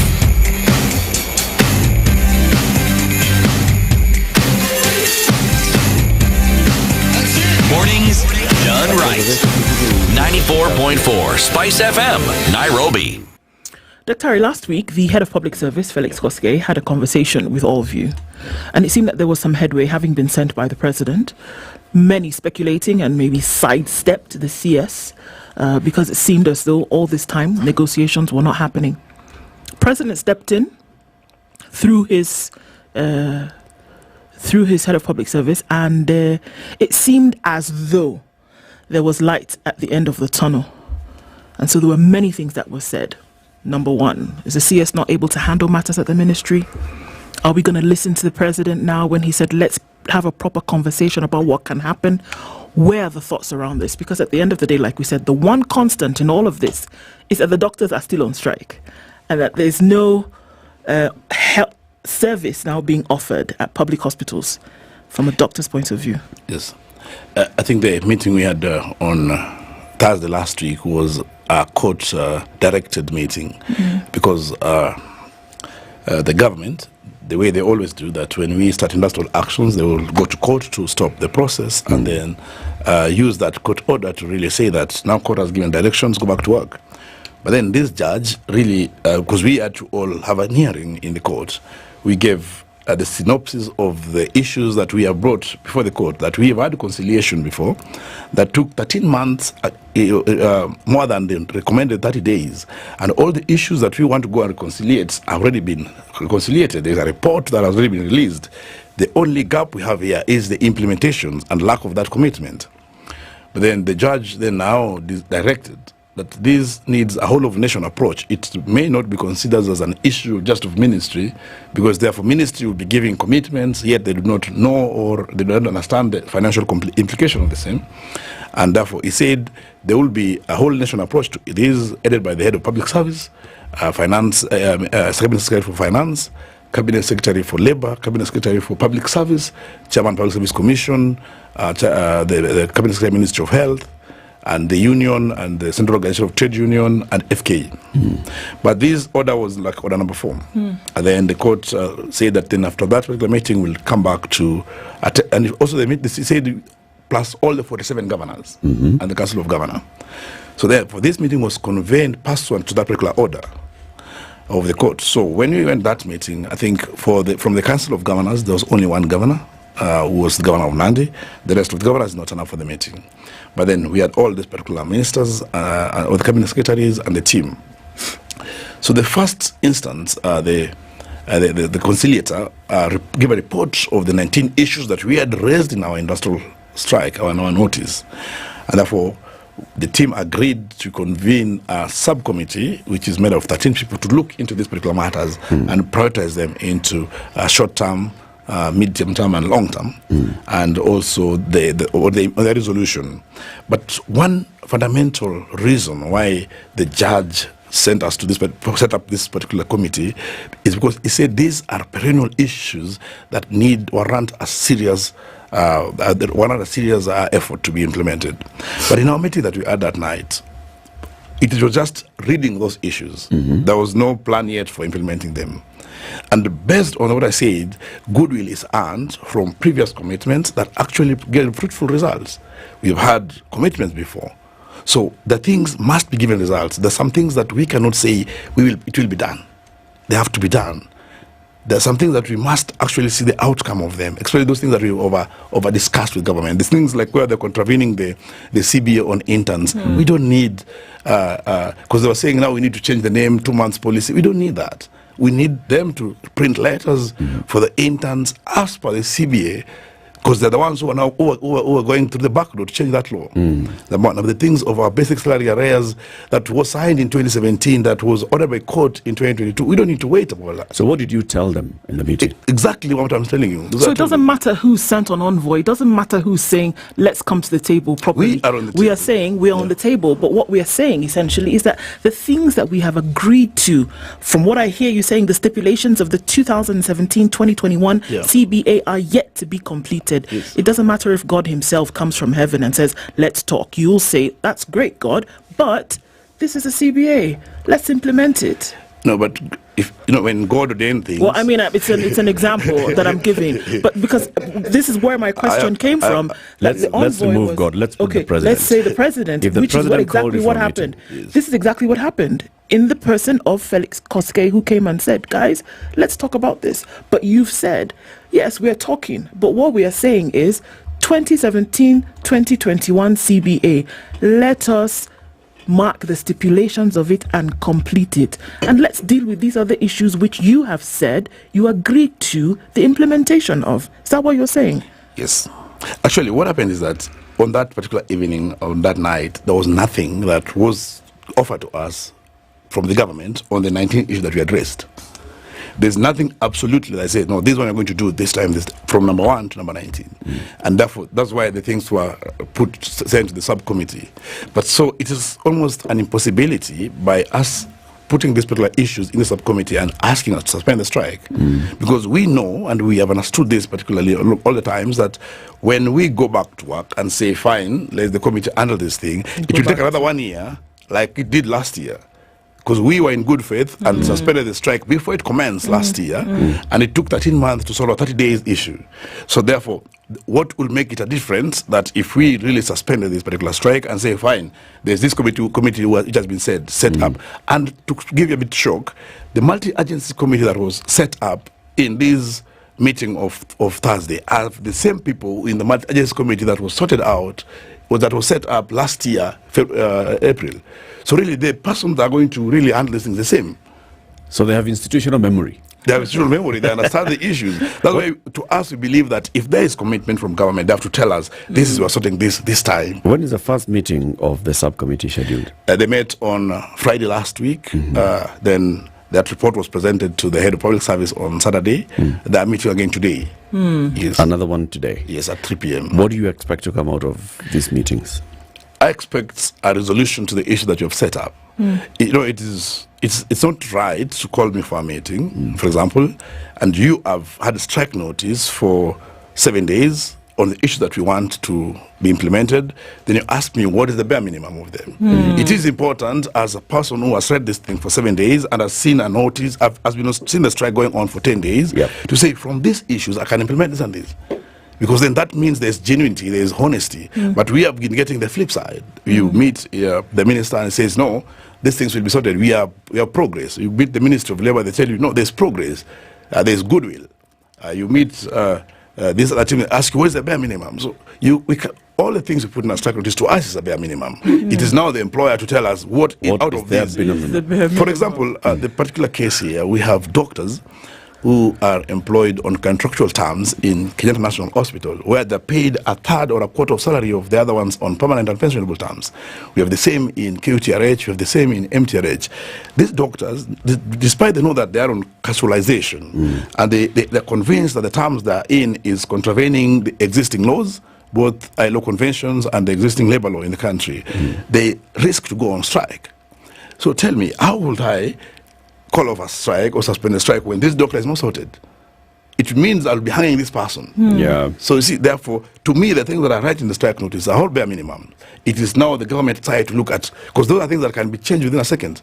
They can all be done. Yes. I want to understand something. In this meeting that was held with the head of public service, Felix Koskei, among those that attended were cabinet secretaries. Of course, the cabinet secretary for health, I saw her there. I saw the cabinet secretary for labor. I also saw the cabinet secretary in charge of public service, right? The principal secretary in the National Treasury was present, I believe, right? Yes. And then there were senior directors from the Ministry of Health, the Director General for Health, and others were present. All doctors, plus yourselves. When I saw the head of public service come out to talk about, the terminology intern and versus we were confused and we were seeking to understand, I asked myself, why would a cabinet secretary or senior government officer, public officer like a head of civil service not understand what a medical intern is? Is it that the people at the Ministry of Health do not understand what a medical intern is? They are doctors. Did they not go for internship? What was this issue? What was being discussed in that room? When the question was raised, how was it framed? The doctors working at the Ministry of Health sometimes happen to be let down in this particular conversation because they act like puppets and remote-controlled individuals in their dispensation of duty, because they understand and they know these things. And in fact, in the meeting that we had with the CS, when he told us they're going to change the interns policy, the person who was to be in charge of that was the Director General, who knows that there's CAP 253, who knows that there's CAP 244, who knows the definitions of intern and the duties that they do. But in this particular change of policy was a reduction of the salary by 91% for them to be like other interns. So I think it is just, it's more of a top-up approach on the issues here, whereby the minister is made believe that these particular interns are earning excessively beyond the job that they do, because she doesn't know. It's not because she knows. And therefore, she feels that these interns need to earn this particular amount of money that's pegged in this direction. And therefore, she tells the technical persons to make it be as she has said. Okay. So therefore, because these people fear, or because they cannot be honest with themselves, they adopt that to be the approach of conversation. Again, I still don't understand. Yeah. Okay. So the cabinet secretary who joins a Ministry of Health, she's not the first one. There have been others before. There have been other principal secretaries. They find the technical people who understand the health sector. And we start from the Director General of Health downwards, doctors. In this administration, we have people who are advisors to the president on matters of health. Doctors. How is it possible that a government can actually sit down and say, we don't understand what this intern is doing. Why should this intern be paid the same as this intern? And yet, these are interns who are in law. These are interns who come out of a university to go and they're doing communication. There's no law on internship. But for doctors, there's a law on internship. There's law. Are you telling me that the doctors who are advising the president are not being heard? The doctors who are running the Ministry of Health are not being heard? There'd be confusion on what medical intern is. The technical person or the chief of staff or the cabinet secretary is a doctor and was a chairman of our union in one of the branches. So you get the point. So when we are saying that it may not be from the advisory aspect of these doctors, because the first interview that was done by the cabinet secretary in Jeff Konange Live, he lamented strongly on interns remuneration. In the first particular interview, that was done on 22nd of November 2022. And therefore, 2 years, 16 months later, this is now being reflected with disregard to collective bargaining agreement, disregarding the existing the laws that actually support this. And then they want to use the definition of the Public Service Commission of interns to really apply to these ones where we have already different definitions and the actual work they do. But on the flip side, they don't have a common stand. They have double speak. Today they'll say, no, the interns are the cornerstone of health service provision in the country. They provide 30% of healthcare. Tomorrow they'll say, no, an intern should not earn like this. Okay, let's change the names to the junior doctors or the foundation doctors and let's change the policy. But there's a catch. When you change the name of the interns to junior policy or to foundation doctors, then they're going to be out of the collective bargaining agreement. It means that you have to renegotiate their salary. And therefore, SRC, which can respond to the cabinet secretary in 36 hours and does not respond to our CBAs in 6 months, will just approve that in the next 6 hours. Yes. You have to ask, what really is the problem? The problem is the government not prioritizing healthcare as they speak. If the government was speaking and doing what they're saying, who would be on strike? You don't think there could be a very good reason why it is they're not able to actually come to the terms of the CBA? I will put a hypothesis on it, but the reality is there are bigger forces really that is making healthcare not work, particularly public healthcare. Because by the time you reduce the salary of an intern by 91%, it means that if this intern gets out of market and therefore somebody offers them a salary of 80,000 or so, they will actually be able to accept because that's an increase. So, but are they able to live a decent life with that? And that is totally out of the CBA. This is something that even IMF and the privatization team have always been working on. These are schemes they are working on to see to it. How can you make the doctors in Kenya not affordable but exploitative? They are working with mechanisms to exploit them. And that the point that they're going to start with is internship. And I must tell you that last year, Salary and Remuneration Commission decided to unanimously give all the employers in the country a letter or a directive to reduce the salary of doctors by about 40,000 each across the country. That was non-practice allowance.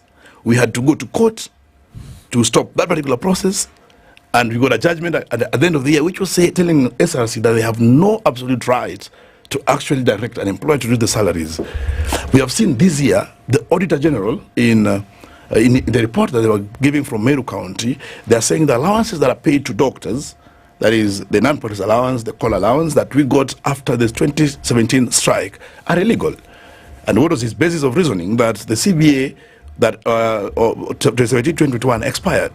without knowledge that CBA doesn't expire. The CBA only expires when a new CBA has been agreed upon. So there are bigger forces behind this particular process that we are fighting. Because if they succeed in reducing intern salary, then nobody is safe with the mutilation of this particular CBA. As things currently stand, the CS, Ministry of Health, is responsible for streamlining and guiding a lot of these things right now.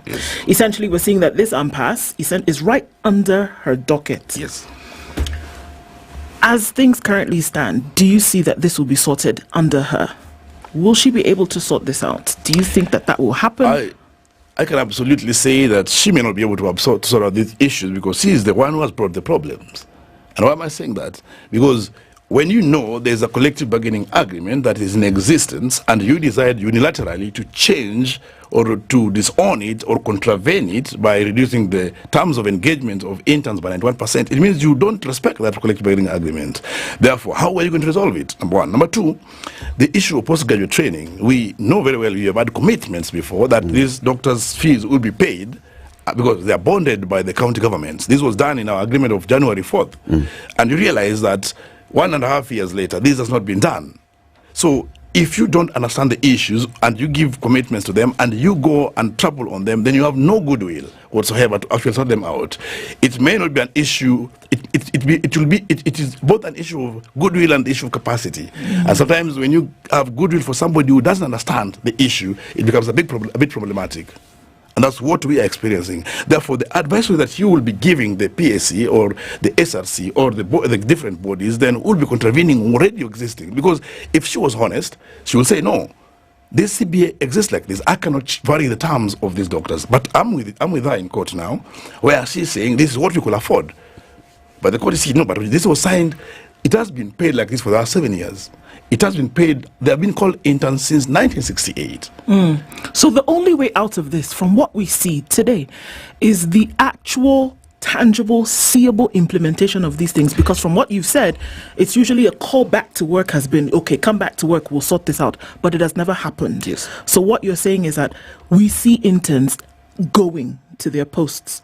We see that these allowances being paid. We see the completion of the CBA.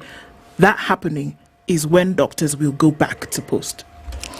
I'm saying that we don't need promissory notes anymore. We need action and clear actions on the issues. For example, the intern thing, I keep saying it is the government on strike. Because the issue of interns for us, by the way, is more of a non-issue. Because it was a problem that was created this month by the Cabinet Secretary and the SRC. And therefore, it's an issue that they have to resolve. And how do they resolve it? They just go back to the CBA and print the letters that align with the CBA. Printing the letters will take the government 1 day. That's one. Did we not hear yes, or did I misread that the letters were ready for collection? Yep. Yeah. But they're ready with erroneous terms that are going to turn the interns into captives. So the problem is the amount that they're going to be getting. The amount that they're going to get is not the amount, it's the contravention of this collective bargaining agreement. The amount, if we had the amount of that 7,000 in the CBA, then there will be no problem. But when you mutilate it in the figures that you think befit this person, when there was an agreement that was signed over it, then that's a problem. The issue of how much does the CBA say that an intern doctor should be paid? A basic salary of 42,970. 42,000. 42,970, and allowances that are attached to it. Okay. So this was coming on. So the total comes to gross about 200, 150 thereabout. Okay, now depending on the location. Okay, now so what exactly did this letter that purportedly was ready? What then did it state? What was the amount that was indicated? This letter removed all the gross allowances they were getting. So it was an absolute consolidated rate of 47 to 70,000, depending on the thoughts of the ministry. So from around 200 to about 70,000. To about 47. About 47,000. Yes. That's what someone would be getting. It's about 93% downwards. Okay. Dr. Ari, should this internship requirement be removed? Should a doctor who graduates after 6 years in medical school be recognized as a doctor immediately? The problem that comes with that, I must say, is what services will they be offering to the people? Because you see, as an interns graduate is a doctor. you have gone through the clinical services for 3 years or 4 years, depending on the university, and you're qualified to offer the services. But then we deal with human beings, you don't deal with robots or with machines.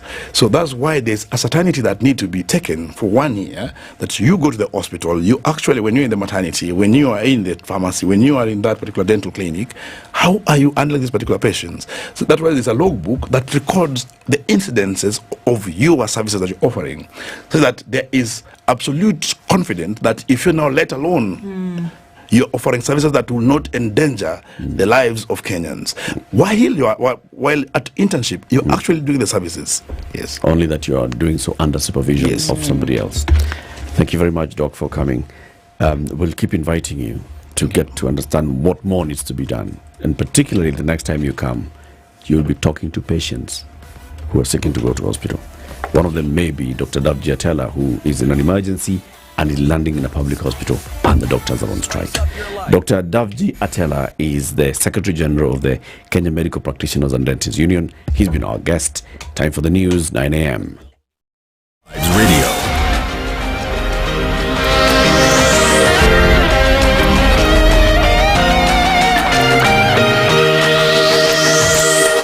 Good morning, this is the News Wire. I'm Leah Ubaga.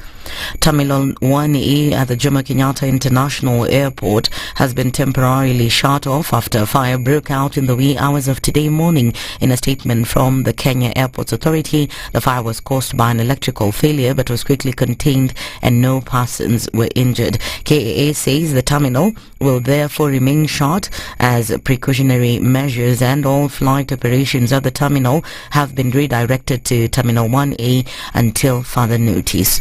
And on a sad note, a police officer attached to Kamkunji police station has been swept away by floods.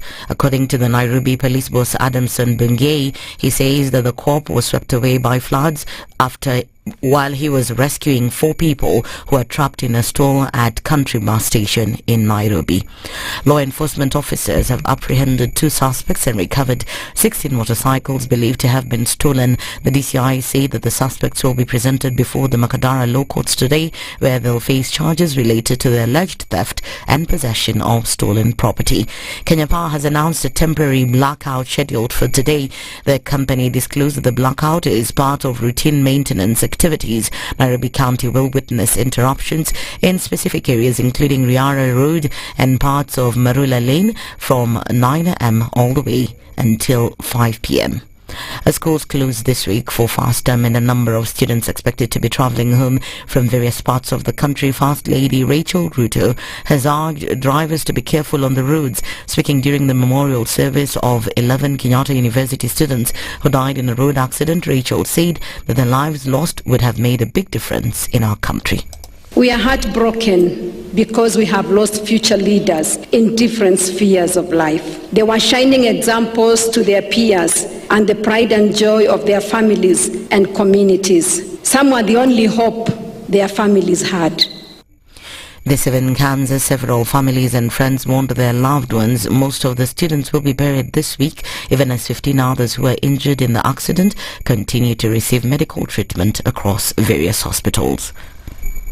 A year ago, 1 month, probably a few hours, I stood before a congregation like this one at Ridgeway Baptist Church, Kiambu Road, to mourn the passing of my daughter, Michelle. On that day, Oslo stood beside me as the only beacon of hope. Today, the brother stands beside me as a family pay tribute to Oslo. First I lose my father, now I lose my favorite brother. I prayed so hard that it was only an awful prank. I remember going down the highway, dazed and confused, sick to my stomach with the thoughts of you. We are crushed as a family. Mommy is missing you, asking you why we had to take you to the university to meet your death. And finally, Kenyans have been encouraged to be generous to orphans, veterans, people with disabilities and poor families this Ramadan fasting season. At a meeting with journalists after giving food aid to orphans who are followers of the Islamic region in Kitale, MP for Saboti Caleb Messi said that doing so will show love. Nimepata msaada kidogo kutoka kwa ubalozi ya Saudi Arabia. Kasema hii yote vile iko bila kutoa hata moja, napelekea orphanage yangu ya hapa Kitale. Tusiposimama na watoto kama hawa, basi unapata wanahangaika, na nitaendelea kusimama na mayatima kwa sababu mimi mwenyewe Mungu aliniwezesha nikapambana na uyatima na nikakuwa mbunge kwa ruhusa ya watu wa Saboti. Jamii ya Kiislamu imesaulika, ni wengi, nimewaletea vyakula mbalimbali. Sasa hii ni jikoni imejaa, ni kwa ajili ya Eid al-Fitr kwa Ramadhan na sherehe nyingine ambayo inakuja tarehe 10 April, watakuwa na chakula kirasmi. That's the news wire. I'm Lea Ubaga.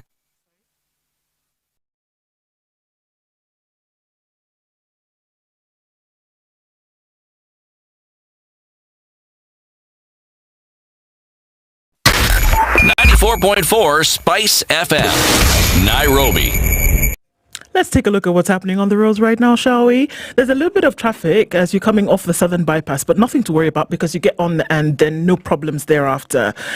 Traffic on Mombasa Road today is uncharacteristic. It's getting out towards the city centre at some point, then going off towards Langata, rather off towards Lusaka Road. Speaking of Langata Road, nothing much happening there, so you're all right. Uhuru Highway is very, very busy getting into the city, and there's traffic coming off on Gong Road, a little bit of that, but that should dissipate in no time. It's still proper traffic on the Thika Superhighway as well as on the other side of things. Ring Road Western's busy, but I think we're all over the initial shock of traffic this morning after the rains, so we're going to keep an eye on things. Red Hill Link Road is not linking, unfortunately, this morning because it's very busy. It's going all the way through towards Peponi Road today, so let's watch out for that. If you were thinking about using the Red Hill Link Road to escape traffic, think again because it's not going to work so much right now. Let's keep an eye on things this morning as we go through it. We shall talk on SpiceFM KE on X, hashtag The Situation Room.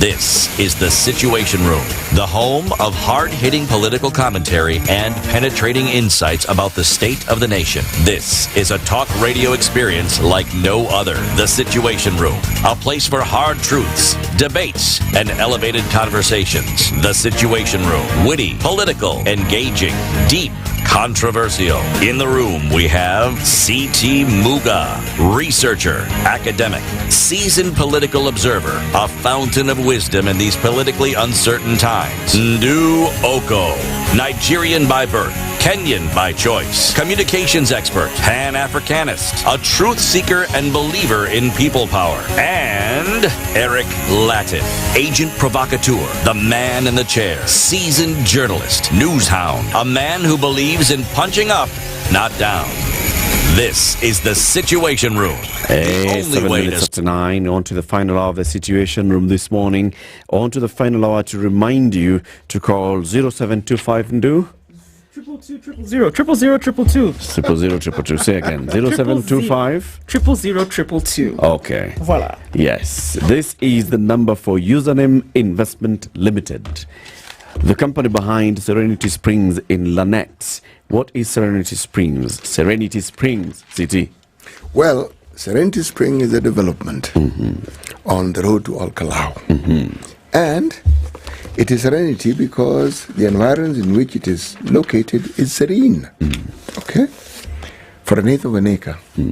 And for a sum that is affordable, 1,499,000 shillings, you will be able to buy that plot and live in this delightful area next to the airport. Every time City says delightful, I actually think, wow, must be delightful. Yes, it is. Right? Yes. And serene. Yes, next to Moi Forces Academy. Yes. Next to the National Defense University. I mean, come on, the list goes on and on and on and on and on. And this is the environment in which you'll be living. Where? Yes. All the way in Lanette. Yes. And Lanette is a beautiful part of Nakuru city. It is a beautiful part of Nakuru County. Forget the city. It is very beautiful. Yeah, indeed it is. On what road is it? It is the Nakuru Al Kalau Road. Yes. It's all tarmac. Kabisa. The development is touching tarmac. That development is on the side of the road, not one of these developments where you're told touching tarmac, and then you have to traverse several kilometers amidst all manner of shrubbery before you actually arrive at your destination. This one, you actually see the fence, you actually see the gate on the side of the road. Yes. This is it. Yes. What they have done, username investment, they have already done everything. They have subdivided the plots of land. Each of them has an individual title. So when you buy, you get your title transferred to you directly. You don't have to wait for 20 people so that we can go to land. You buy, the process for transfer begins on what you have bought. Yes. Immediately. You don't form a circle to get your title. To get your title. Second thing, they've also done the perimeter wall. They've done the perimeter fence, rather, and they've erected a beautiful, magnificent gate. You guys are They have also sunk a borehole. I don't know, magnificent. Now you come up with an adjective for water. And you know, we haven't they have sunk a borehole, and the water is what? Water. Wet. And we haven't even spoken of the tree cover. Good grief. Serene. Wow. Okay. Under the serene shades of the trees that they've already done. They are not cutting the old trees, and then they've planted the new trees. They've done the Maram Road. So along the road, they've done the Maram Road, they've done the sewer, everything is all set. All they need is you come by, we give you your title, start building. So what you call plug and play. Well, plug and build, really. Okay. Yes. For some people, building is playing. Yes. It's fun. It's a fun thing to do. You guys are on something today. I need some of it. Okay. We're going to give it to you shortly. Okay, thanks. Meanwhile, let's have our next conversation, which is going to be on autism, the autism burden in the country, and just creating more awareness about autism. We are joined now by Professor Elizabeth Bukusi. She's been here many times before. Senior Principal Clinical Research Scientist at the Kenya Medical Research Institute, KEMRI. She's joined by Dr. Sylvia Muchabo Akisinku, who's a founder, Andy Speaks for Special Needs Persons Africa. Good morning, ladies. Good morning. Welcome to the hot seats of the Situation Room. Thank you. Prof, good to see you again. How are you? Happy New Year. We haven't met this year. Imagine that. Have we? Oh, wow. Happy New Year. Well, I'm told that in Kenya you can say Happy New Year until it's August. Yes. So Happy New Year. That's why we're saying Happy New Year. Thank you. Happy New Year to you. Good to see you. Thank you. And Dr. Sylvia, karibu sana pia. Asante sana. Welcome to the hot seat of the Situation Room. Is it as hot as it sounds? You tell us. How is it? I'm here to find out. Good. You'll have a delightful moment. Magnificent even. Looking forward to it. CT will first welcome you with the day's proverb. Each week CT goes to one African country. He mines proverbs from that country. He selects a few. He brings us a proverb a day from that country. So your job is to listen to the proverb and give us your interpretation of the proverb. Okay? All right. CT, let's go. This week we're in the island republic of Mauritius. Rulers are like hills. When darkness falls, they all speak alike. Rulers are like hills. When darkness falls, they all speak alike. Who would like to go first? Professor Bukusi, you've got They say good beauty experience. before age. So Dr. Sylvia. You just threw me under the bus, right? Right under the bus. I think we see this even here in Kenya so many times. I'm not a very political person, but I'm just trying to find a safe example. We are very political here, so I know. Safe, yes. Am I? I still have the outside to go and face. Don't worry, we also live outside the studio. All right, I'll give an example. Like during electioneering period, right? Yes. You see, everyone is talking about, and I will speak specifically about the topic that we're talking about today. Everyone will talk about being disability inclusive and making promises, you know. Yep. But watch out when they get to the top of that here, when they become the leaders. How much of implementation do we actually see? But all of them in unison, when they're asking for your votes, they will seek out, and PWDs will be part of their topic. But implementation, when they're in their own sun, Well, they're not part of it. very well said. And here you say you are not political. Prof, how do you interpret this one? You know, to me, it makes me think about the title of a book I read once, Who Are You When No One Is Looking? And I think when it's dark at night, when there's nobody seeing and maybe people aren't even listening, it's the authentic you that shows up. And that's the question we're asking. And I think when it comes to talking about people who are different, that's where we are. Who are we when nobody's looking, when nobody's hearing us, when there's nobody to take measure of what we're doing? Because that's the authentic us. And the question is, can we be authentic in terms of our inclusivity for these people who are special, who are different from the rest of us? Starting with a simple thing, like I always think about people who are left-handed. You know, the world is so right-handed that when you're left-handed, you start off by being challenged, because even where you put your book when you're writing, when you're left-handed, is different. Because the world hasn't made account for the fact that there are people who are right-handed and people who are left-handed. They expect you to use your right hand to turn the handle, to turn a tap. Well, good ones. Good ones.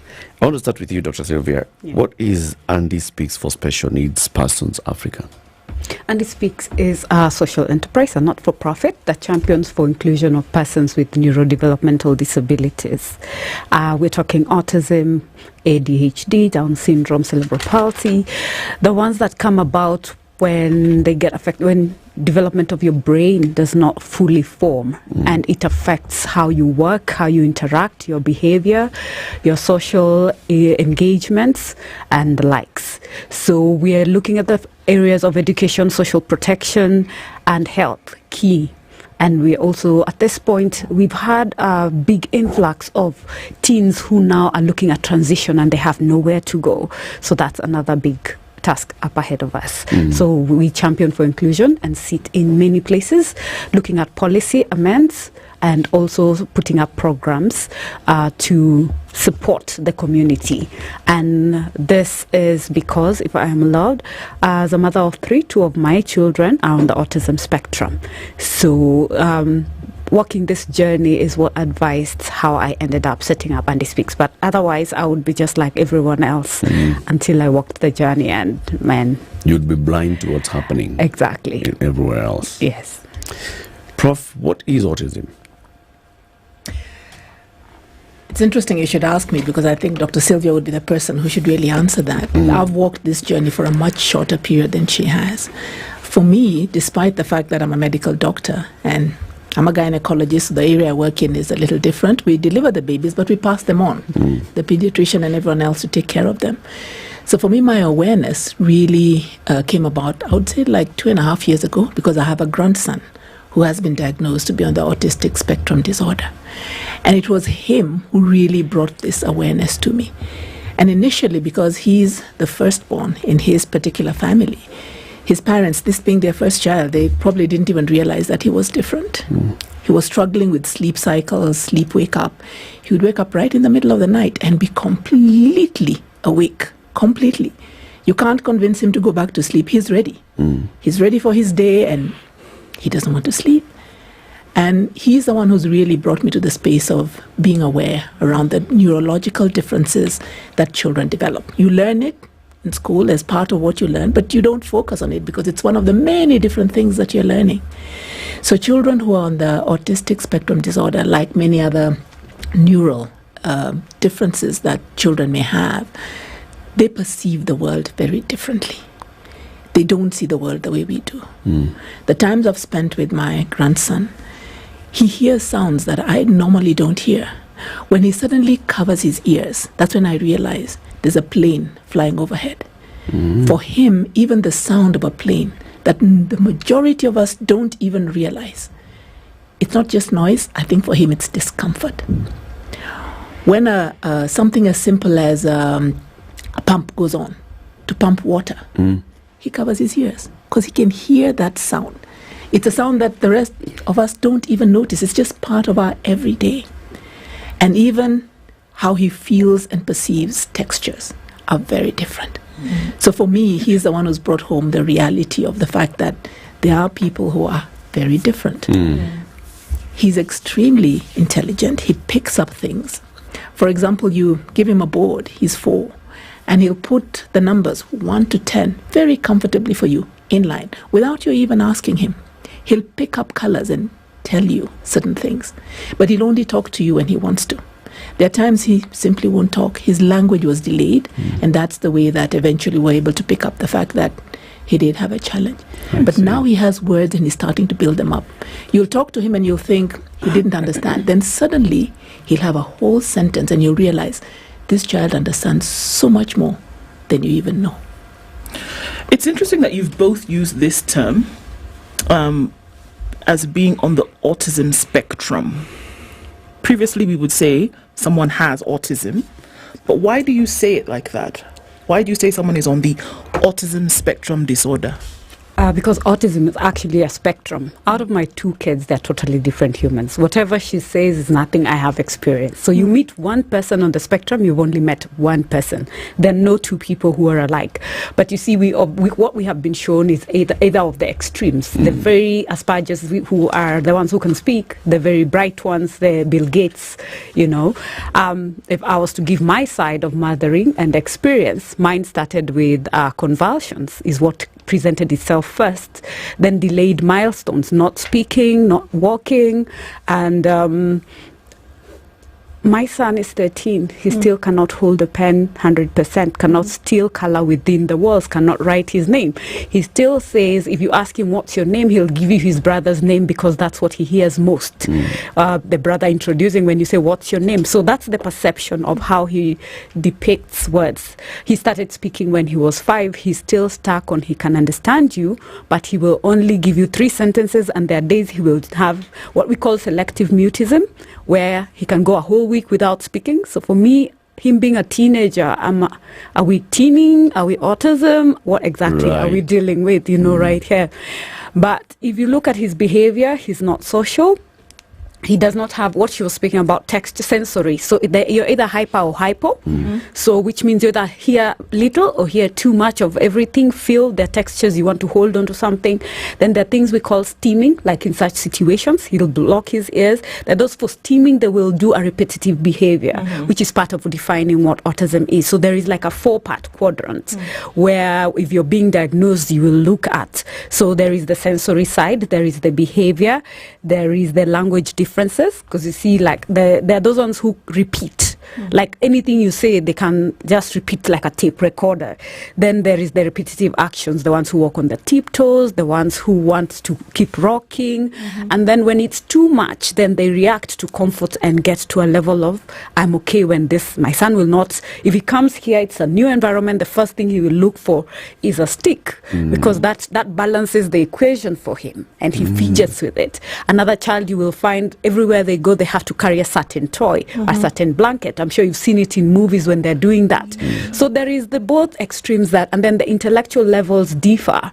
The youngest, so mine is 13 and 12, the ones who are on the spectrum, have different comorbid conditions. So baby A has autism, and he has intellectual challenges, a bit of physical, and language is a challenge. When you have baby B, who's like 18 months younger, right now, he didn't speak until later. And I was in denial for so long, so sometimes I feel guilty, like I contributed to the delays. So when he got into a special school, because they're handled by professionals in that space, so now he can speak English, he can speak Swahili. He's the one now you're telling, please just be quiet. But he's very intelligent, but because he has ADD on top of autism and epilepsy, you're like, where do we place him to settle? Then the brother is very good in music, but then finding a music school that can handle both autism and this talent in him, so it's a very wide spectrum. So this is interesting. Because you say this because, okay, like if we're dealing with that, if we're dealing with any disease, any condition, that there's symptoms. If we're going to diagnose malaria, for example, some of the questions they will ask you, have you traveled to what? Those questions we normally answer. You have a fever above whatever, do you feel aches and pains? So those are symptoms, and this is what we should then test for, right? But if you're looking across this spectrum, there's so many things that could contribute to this one diagnosis. Do we not have base points? 1, 2, 3, 4, 5. That you can say, we present with 1, 2, 3, and therefore you should then go and have a look further. Your question is really good, and I'm going to start, and then Dr. Sylvia will be able to fit this in. I think that's where, in a sense, we start to go wrong, because we want it to be a neat little box that everything can fit in. It's more comfortable, isn't it? Yes, but that is where the discomfort needs to happen, because it's not a neat little box, and it's not going to fit. And it's, as we're saying, a spectrum. Okay. Please add, Dr. Sylvia. Yes. So, like I've said, you meet one person, it's one person. So you can't have like all of you need to fit in this box. So, and I also mentioned about having comorbid conditions. So they can present depending on what shows first in a child. Comorbid conditions are the ones that coexist with autism. And you can even have over interlocking. Like, it's very easy to confuse ADHD and autism, because they share similarities, especially in the sensory part, the hyperactivity or hyper and lack of attentiveness. So you have to look at, remember I mentioned the 4 quadrants. Even these quadrants have now sub-items under them. So if you're looking at language, is it delayed? Is it repetitive? Is it selective? Right? Are they speaking or not speaking? And then you see, when it comes to language, it's very easy that you'll find a doctor going for, oh, let's check a cochlea, let's have an operation. Yet this child can actually hear you. It's just that either the brain is not ready, or their vocals, or their muscles. So you see that spectrum part of it. So it can be either or. Because even if you say go for speech and your behavior and you're not settled, if you take them for speech therapy, then they're not going to benefit from it because of the hyperactivity or the hypo. Or lack of attentiveness. If they can't listen and take in what you're saying, then you can't move forward. So you have to look at all this. And then the sensory differences. If I hear too loud, you need to change the environment. Remember, when you're defining disability, it's moved from a health angle to more of a humanitarian angle and interaction with the environment. If that child walks into a room that's comfortable for them, you will not notice, right? Because they're in their safe zone. But the minute you introduce them where the environment is either too much or too severe, or there's something that is off for them, even just an example of someone, the world, like we say, is round. But we built buildings, we introduced things that heightened disability for persons, let's say, who have amputees, etc. So it's about interaction with the environment and being able to do things on your own. That but limitation, yes. You doctors, so from my interactions with doctors, I've gotten to understand that diagnosis is a process of elimination. So you come in and you're presenting with A, B, C, D, and the doctor will ask you a couple of questions, like Ndu was saying. So have you traveled recently? How long have you felt this? When you do this, do you feel the other? So how do you diagnose this spectrum? I mean, when a child is brought to you, what is it? What's the process of elimination that a doctor goes through by the time they realize that they are in the autistic spectrum and not ADHD and not anything else?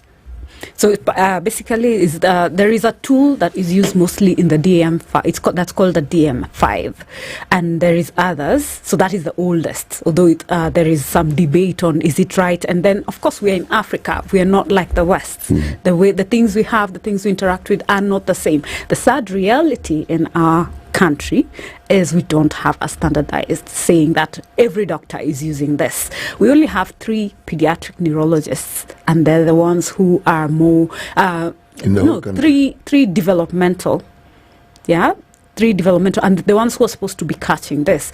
But then also, if you look at the culture side of it, where you expect the nurses who are doing the first post, like she said, she'll deliver, hand you over. The people who you're being handed over to have only interacted with all these disabilities very minutely, right? I was told it's actually like a three classes when you're talking about disabilities. So how will you focus on unless you've specialized in it? So that's a gap in early intervention.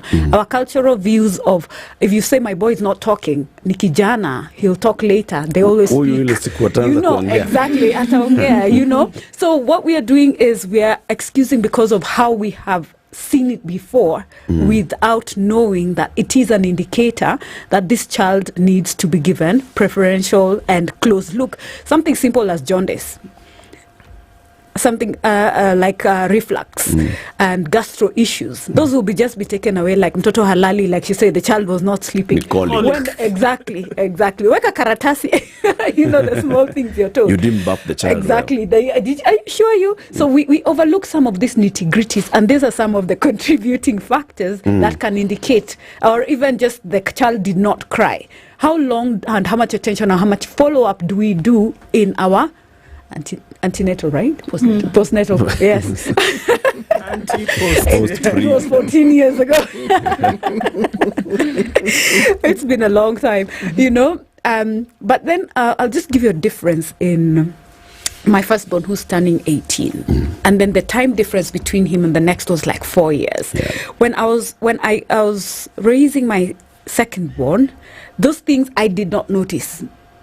I did not notice that he was, it was more of, we're always in hospital, there is gastro issues, immediately there was jaundice, but he was born preterm. I'd never experienced that before. So that support also for parents of, these are the things we are watching out for when we're going for the antenatal clinics. It's just, akona kilongapi, okay. Do you know why they measure the circumference of a child's head?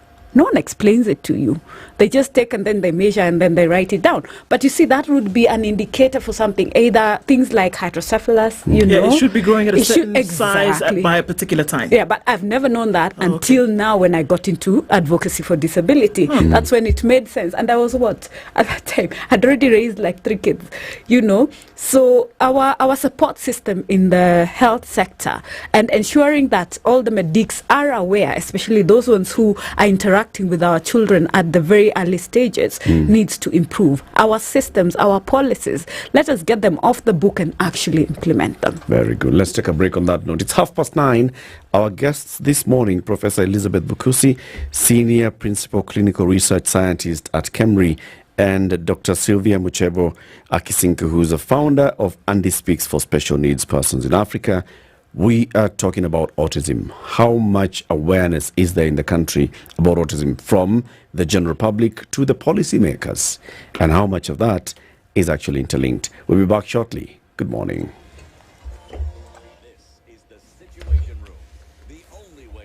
This is the Situation Room, the only way to start your day. Duff Engineering in Nairobi offers more than just sheet metal services. From powder coating to laser cutting on metal and wood, we've got you covered. With state-of-the-art machines and a dedication to excellence, we ensure top quality results every time. Contact Purity Kithinji at 0113-170-654 or email sales@dufengineering.co.ke. Visit us at 11 Kitui Road off Kampala Road Industrial Area. Your satisfaction is guaranteed. Visit www.dufengineering.co.ke. Still busy on Uhuru Highway getting into the CBD this morning, and we're looking at some of that coming in heavy from Kuna Road. Still very busy as you cross over the Red Hill Link Road, trying to run away from the traffic that was on Wakiwe. Should have stayed. We'll be fine now, but no. Still stuck on Red Hill. It might be that way for a while. Also, Wangari Maathai Way was jam-packed, still is a little bit as you're approaching museums, but you should be okay when you get past that. Most of the movement we'll see into the CBD this morning. Everywhere else seems to have calmed down just a little bit, so let's keep an eye on that. It's still packed on Landis Road getting out towards Kamkunji, and also on the Thika Superhighway just past the drift at Survey. Keeping an eye on all of this through the day, through the morning. Let's talk on SpiceFM KE on X. Mature, intelligent talk every morning. And right, 94.4 Spice FM, Nairobi. We'll look at slightly sunny conditions in Nairobi this morning at 18. It's 20 and sunny in Nakuru and 20 and sunny in Nyeri. Eldoret now rising to 18. We'll go to highs of 25. And we're looking at sunny conditions at 28 in Mombasa with highs of 32. And we'll see highs of 33 in Malindi, currently sunny at 30. It's 24 and sunny in Kisumu with highs of 30. And we'll see highs of 29 in a sunny Kakamega at 23. Kampala is sunny at 23 and Dar es Salaam is sunny at 26. Johannesburg, sunny conditions at 17, going to highs of 23. And we'll see highs of 33 in a sunny Mogadishu. It's 17 and cloudy in Addis Ababa with highs of 21. And we're looking into a sunny Lagos at 28 and a sunny Kinshasa at 25. Monday afternoon going into early evening is 17 and sunny in Beijing, and it's 2 degrees and cloudy in Paris, and 7 and rainy in London. It's still Sunday night in New York, clear at 3. Coming into Monday, we'll see highs of 12 and lows of 2.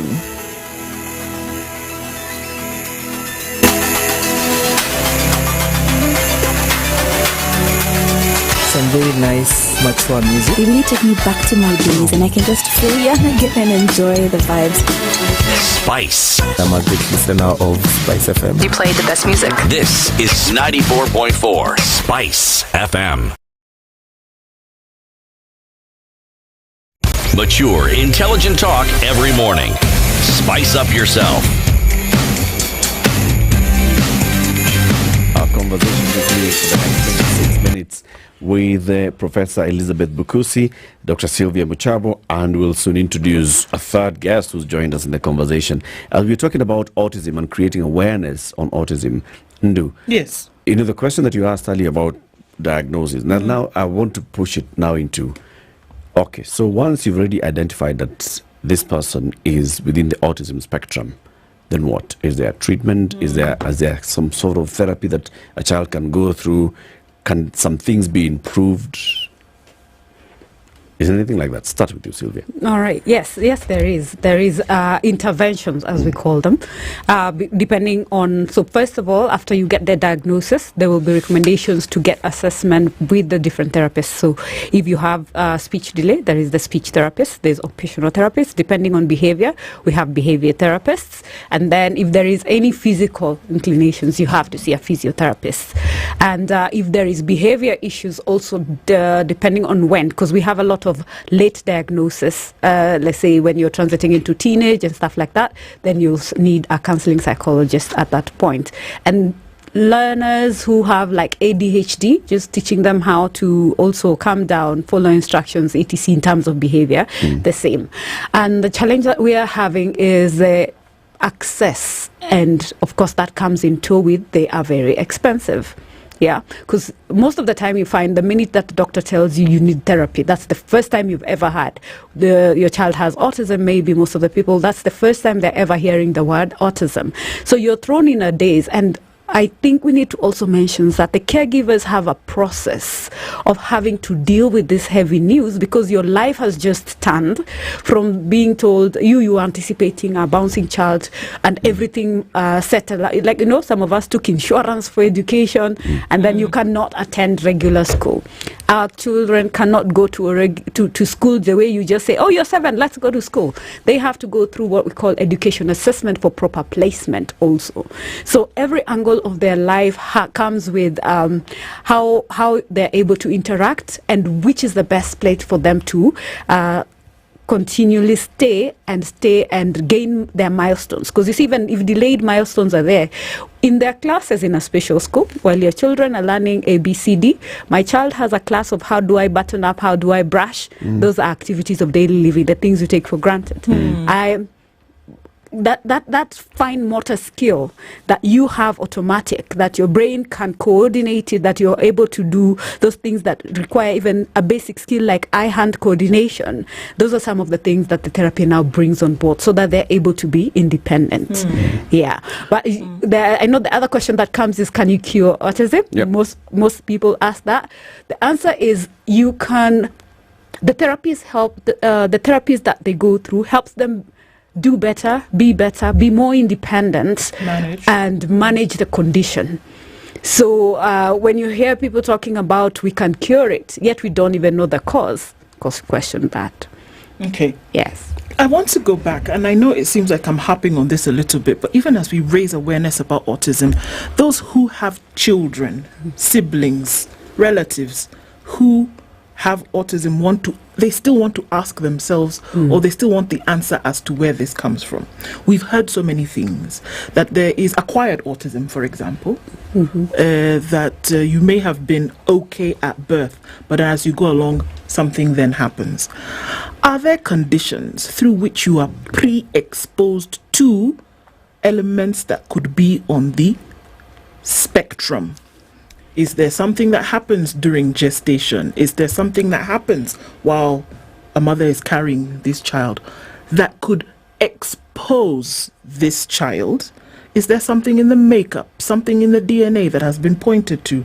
Because usually we deal with the issue, and I think that's why awareness is so important, that we deal with an issue, but something about knowing where it has come from or what may have caused it grounds us, doesn't it? Because then, because then we're able to say, okay, well, even if I couldn't have controlled it, I have a little bit more understanding of it, and so I'm able to handle it a little bit more. You mentioned it being a social condition as well. And the truth of it is it is. Because the speech, the way in which you educate this child is very, very different from anything else. So yes, we want to put it in a box because we're human and we understand that there's a spectrum. But are there things that have been pointed to scientifically that would then give reason as to why this child would be born differently or behaves differently or doesn't reach their milestones from the way this other child would? Who wants to take it? I think we have a pediatrician among us. We have a pediatrician among us. So let's introduce the pediatrician. The pediatrician who's joined the conversation is Reston Marima. She's a pediatrician and she's into this conversation. Good morning. Good morning. It's good to have you here. Asante sana for joining us. Thank you for having me and having us all. And then let's go straight into that question. Great, yeah. All right. So when a child is brought to you and you're sitting there with a parent and you've gone through all these things, what do you then tell that parent? Imetoka wapi? Yeah, so that's an excellent question, and though you're absolutely right, whenever anyone is having any medical condition, there's always the question of where did this come from. So autism is one of those that doesn't really have a good answer. Part of it is considered to be genetic, part of it is also non-genetic, but in terms of cause and effect, it's really not well known. Some studies have shown that twins tend to have a higher tendency, so that's why sometimes it may run, you might have one child and then a second, and I think you've shared your example. So that's why now it's thought of to have a bit of a genetic predisposition.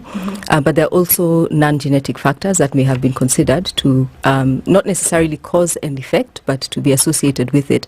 Some may be certain maternal viral infections, may be thought to have that, certain maternal medications, like if a mom is on anti-epileptic medicine, being sure that it might not be one that puts the child at risk and so on.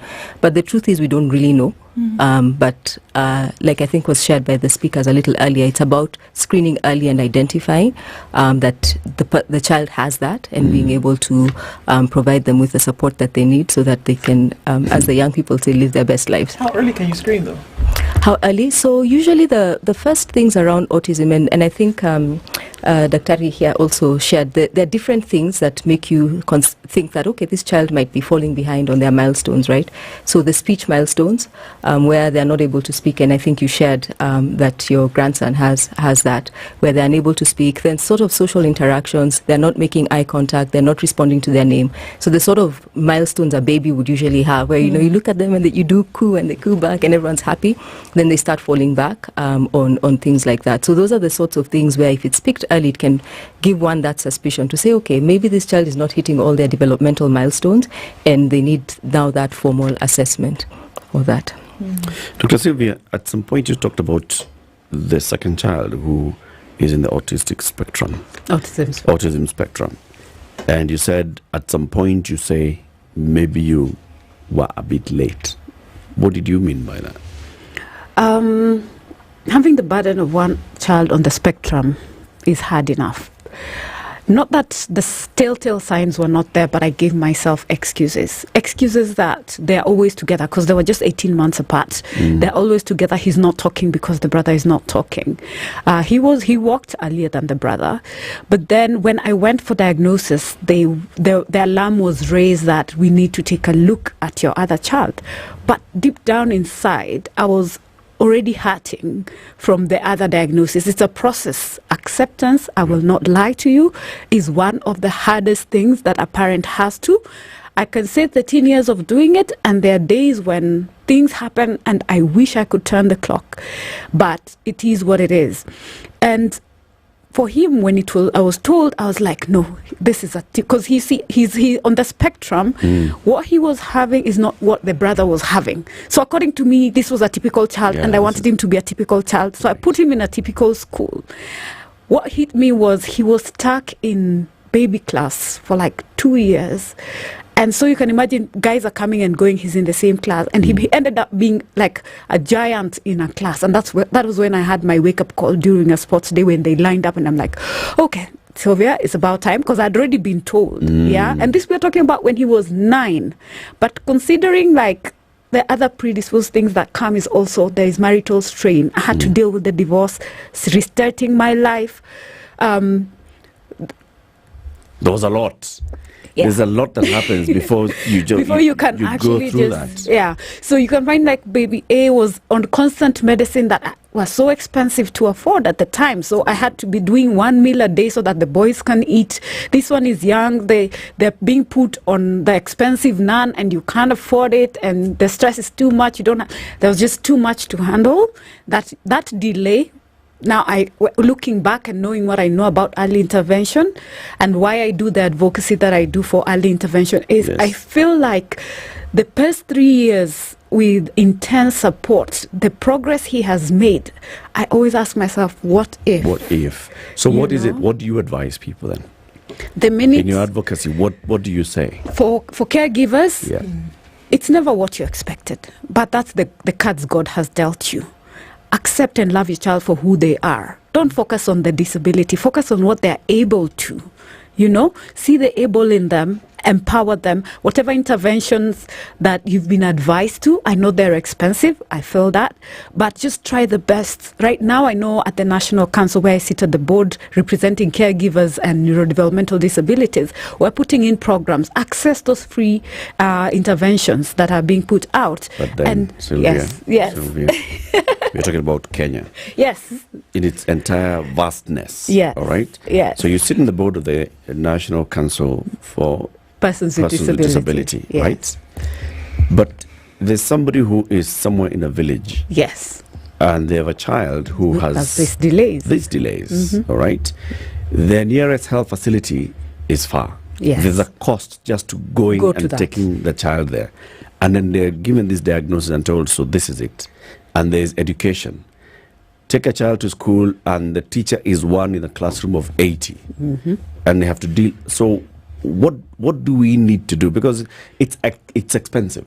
It is very expensive. It's expensive in very many ways. It takes a toll on you mentally. It takes a toll on you financially, even physically, and physically. Yes. And for very many people, you simply cannot afford it. I love my child, but I cannot afford all these things you're saying. Yes, and that is part of the regrets, because even I had to do the interventions with one child and put aside the other child, because I could only afford one. On top of it, with the comorbid condition of seizures, having seizures, that's epilepsy, there is daily meds that parents cannot, that are not, even some healthcare facilities don't have. They're too expensive for you. So I'm deciding, are we eating or are we living because we need this medication to stay alive? Those are tough choices that us as caregivers have to make. Now you're in the board of the National Council for Persons with Disability. Yes. What are you doing at that level to push so that everybody has access? Now, for at least we finally have a budget for autism and other developmental disabilities. What we are working on right now is to ensure accessibility, just what you said. We had engagements with the COG, and where we want to see that at least every county has a hospital that is equipped. And there is also the support, that is the human resource, because we are lacking in that. I know the president had made a call back in the former president, Uhuru Kenyatta, made a call for us to have more learners getting into the rehabilitation. Because the sad reality is Kenya has ratified UNCRPD's, SDGs, but let's call a spade a spade. Even in the disability space, the neurodevelopmental disabilities are like second class, that now with all the noise that is being made, someone is listening. So at the council, we have the autism and developmental programs that has been set up, where we are looking at offering medical support in terms of access to healthcare and getting the medicine subsidized and if possible for free, the same way we have HIV meds, TB meds being subsidized. So we are hoping we can get anticonvulsants. We're hoping that diapers access can be there for caregivers whose children are still in diapers, because we have people who are in diapers up to older age and it's very expensive. And we have also access to therapy. So we're looking at, because when we were at an outreach in Nyeri, the closest they have one speech therapist in the region, not in the county, in the region. So officially we have 27 to 50 qualified. So the ones who are in high school right now in KU, they're waiting to graduate in December, are already working. Wow. They've not graduated. That's the level of demand that we have in the country. And we're just trying to see how we can catch up and even make it accessible. Can you guess how much it costs for occupational therapy? Per session? Occupational therapy. Per session? Yeah, power. I cannot guess. I can't. So it ranges between 4,500 to a government facility will cost you 1,500. KNH is 1,100. Kisa is the only cheap one that is 100 bob. So you find someone coming. I met someone who came from Joska. You're paying 3,200 and 4 to pay 100 bob to access the service. That is the reality on the ground. You still have to do speech therapy, which, as I've said, we don't have the personnel. I remember the last session when I was agreeing to take the last one, I paid 7,500 for the first session. The subsequent sessions will cost me around 6,500, 4,000, 5,000. Minimum 2,500 is the cheapest you will get. And you have medicine and food and everything else every other Kenyan is paying for. So are people with disabilities poor, or is just disability expensive? Well, I think they're looking at a lot of interventions here which are extremely expensive. Yeah. And yet the mind still goes that there is a burden. There's a huge burden. Yeah.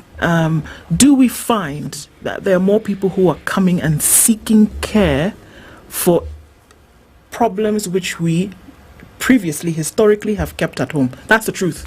You have a child who is not like everybody else. You're keeping them at home. And from the glare of the public, because we don't want to be judged, you don't want to be deemed like you're a witch. It's the truth. It is. And so, or that something happens to that child. Do we see that there is a move now from keeping them at home to seeking care, or even seeking answers to what could possibly be going on with them? There is a bit of a movement, but in fact, part of the reason we are raising awareness is just that, so that people don't lock them in the house, so that they do not feel guilty about it. And I think one of the important things as well is that the caregivers also get support. Because it's a difficult road. And that's why we are hoping to climb a mountain in the next few days. Because for me, climbing mountains is really difficult. And every time you do it, you ask yourself, why did I bring myself here? Because you get to those steps where you're taking one step and you're wondering, okay, will I make the next step? And then the altitude hits you. And then it's cold. And then you don't feel like eating. And you haven't reached. And I think that's what caregivers of these special needs children feel like every day. And as I was listening to Dr. Sylvia, I mean, it's a difficult journey. As she described, 13 years on, and I think every day is a new day. Where she's You're climbing a new mountain every day. You wake up, every day. Summit, come back down. Tomorrow morning, another one. Back there. What is your Everest every single day? Every day. When are you planning to climb the mountain? On which mountain? So we're climbing Mount Kenya. And I think we climb 28th, Thursday the 28th, and we'll come back down by 1st April in time for World Autism Day, which is on April 2nd. Who's we? Dr. Bukusi and myself. It's Dr. Bukusi and friends, literally. So we've been climbing mountains together for maybe like 20 years, give or take. And then I think your sons and some friends. So it's Dr. Bukusi and friends. Coming together for this particular one? Yes. Okay. And of course, we're partnering with the East African Academy for Childhood Disability. So they're the ones who are doing a lot of the advocacy work, and they'll meet us at the bottom of the mountain when we're back. What do you want to see at the end of this? I think for me, it's a couple of things, because just to your question, about what is needed. Number one, it's a long journey, but it's also a journey where the full burden can't be on the family or on the parent, right? So they're in my day job, part of what I do is health system strengthening, and looking at it from a health system strengthening lens, then what are the things that we need to do? So there's the aspect of health financing. The county governments are doing some of that, but also now making sure that financing also makes it to hospitals so that they're able to employ speech therapists, occupational therapists, and so on. The other part is also around knowledge of the healthcare workers and also of the families, so that, like you're saying, you don't hide children at home, but you sort of say it's okay if they can't yet speak, they can get help, or if they're falling behind a little bit behind on their milestones, take them for help and so on. And then at primary healthcare facilities, particularly with now primary healthcare integration, making sure that development screening, like even just a very rudimentary one, is available, and people know to say, okay, if a child is not yet speaking by 3, they're behind. And how can I get them to that next level of help, so that within the counties, partnering with what the efforts from the county government, because the East African Academy has developed like screening tools which they're modifying for our context and so on. They've invested quite a lot in training pediatricians at county levels, so that we are now being able to build it as a system, so that if you go for child welfare clinic, there's screening and someone can be recognized, and then there's a system where they can be referred to the pediatrician and the group for like multidisciplinary support, because it's too burdensome for a family member to carry on their own. And I think this is where we need to strengthen the public health sector to also be able to deliver that. Is there a policy or framework at the Ministry of Health that talks about these things? I like the way all of you are turning. The advocates. There are very many policies we have. I have guidelines. I have very beautiful books in my shelf, but truth be told, on the ground is a totally different. How dated are they? Well, some actually almost at expiry. When I was getting into this space, I remember going to, first of all, who exactly is handling this? Yeah. The rounds I was given within the ministry before I could get to, okay, there are these guys who deal with disability and development, go talk to them. And you ask for literature, and projects were done, whatnot. Then there are a couple of books there, but I've never heard of this. I don't even know. There was one on signs and symptoms and how to handle, and I'm like, I've never seen this. Yet another NGO will come and replicate the same. We're wasting so much resources duplicating. I'll just look at what we're talking about, parents being empowered enough to know and also to be able to support their children. Do you know how many parental guideline books I have been able to accumulate? But let me go talk to Mama Mboga on ground, because I also run, and Speaks, we run every year, we do awareness, we ride for autism across the country. And when you go on ground, people are not aware. Some have never even heard about it. What she was talking about in the grassroots, we are not there yet. Yet policies are there. We have devolved the system, yes, but are we doing it right to implement? Kenya is very good. People can benchmark exactly on paper, but then let's just move it to the next. Under what directorate does this fall? Neurodevelopmental disabilities in the Ministry of Health. Remember, in the Ministry of Health, at the national level. At the national level. Under what directorate is it? There was special something. What is it called? It's just under now disabilities. There is an in the Ministry of Health. And in the Ministry of Education? Special education. Do those two speak to one another? I wish. Oh, so the answer is no. Okay. I wish, because you see, the other thing, just touching on when at the council, and I was asking, this child in a school we have a lot of those cases, being molested, being mistreated, being all the wrong things. Who do you run to? The minute you go to the police, they can't talk, then we can't take a statement. You're already written off, so the crime is gone. You go to the Ministry of Education, they'll just be relocated somewhere else. Have we sorted the problem? No, we have shifted it to another school, because the person is still within the system. So can we call a spade a spade? Our children are equal to other kids. They deserve everything and every human right that every other human being is receiving. So why are they being treated as second-class citizens? When you write in the bill for children and you say that children with disability should access free medical health care, that is an example of the very many beautiful ones that we have. But when you go to the ground, my friend, I have had calls from parents in hospital telling me, Sylvia, send me medication.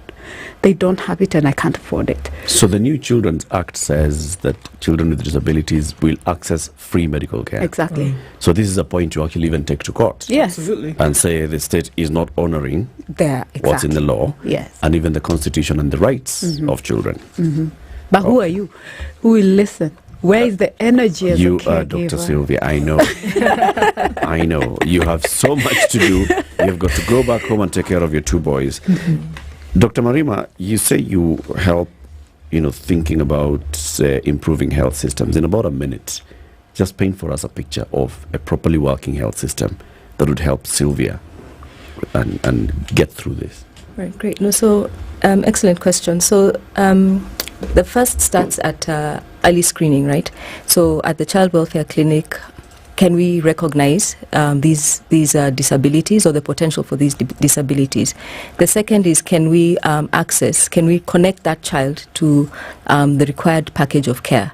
So making sure that there's a multidisciplinary team available to that child, even if it's not at your most rudimentary health facility, but within the county, there are those facilities that are now built up to be resourced for those special needs, and then being able to support diagnostics, like you're saying. Sometimes these illnesses go together. So if the child has seizures, making sure that they have access to all of that, and then being able to have the financing for that, because primary healthcare integration provides an opportunity for us to be able to strengthen these systems, because from the the first level of the health facility, there's a hub or a mini hub, and then there's a referral center. So looking at it as a county-wide system, and then having the implementation framework and the funds that support the counties to do that.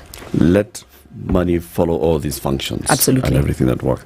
Ladies, thank you very much for joining us today. So we are climbing Mount Kenya on the 20th? 28th. On the 28th. Going to Peak Lenana. Why? All the best. Thank you. You've done it before. You'll do it again. See you when you come. Professor Elizabeth Bukusi is Senior Principal Clinical Research Scientist at KEMRI. Dr. Weston Marima is a pediatrician, and Dr. Sylvia Muchebo is the founder of the Andy Speaks for Special Needs Persons Africa. They've been our guests. We've learned something new, autism spectrum disorder, and we need to create more awareness about this. 10 a.m. Have a lovely day. We'll be back tomorrow.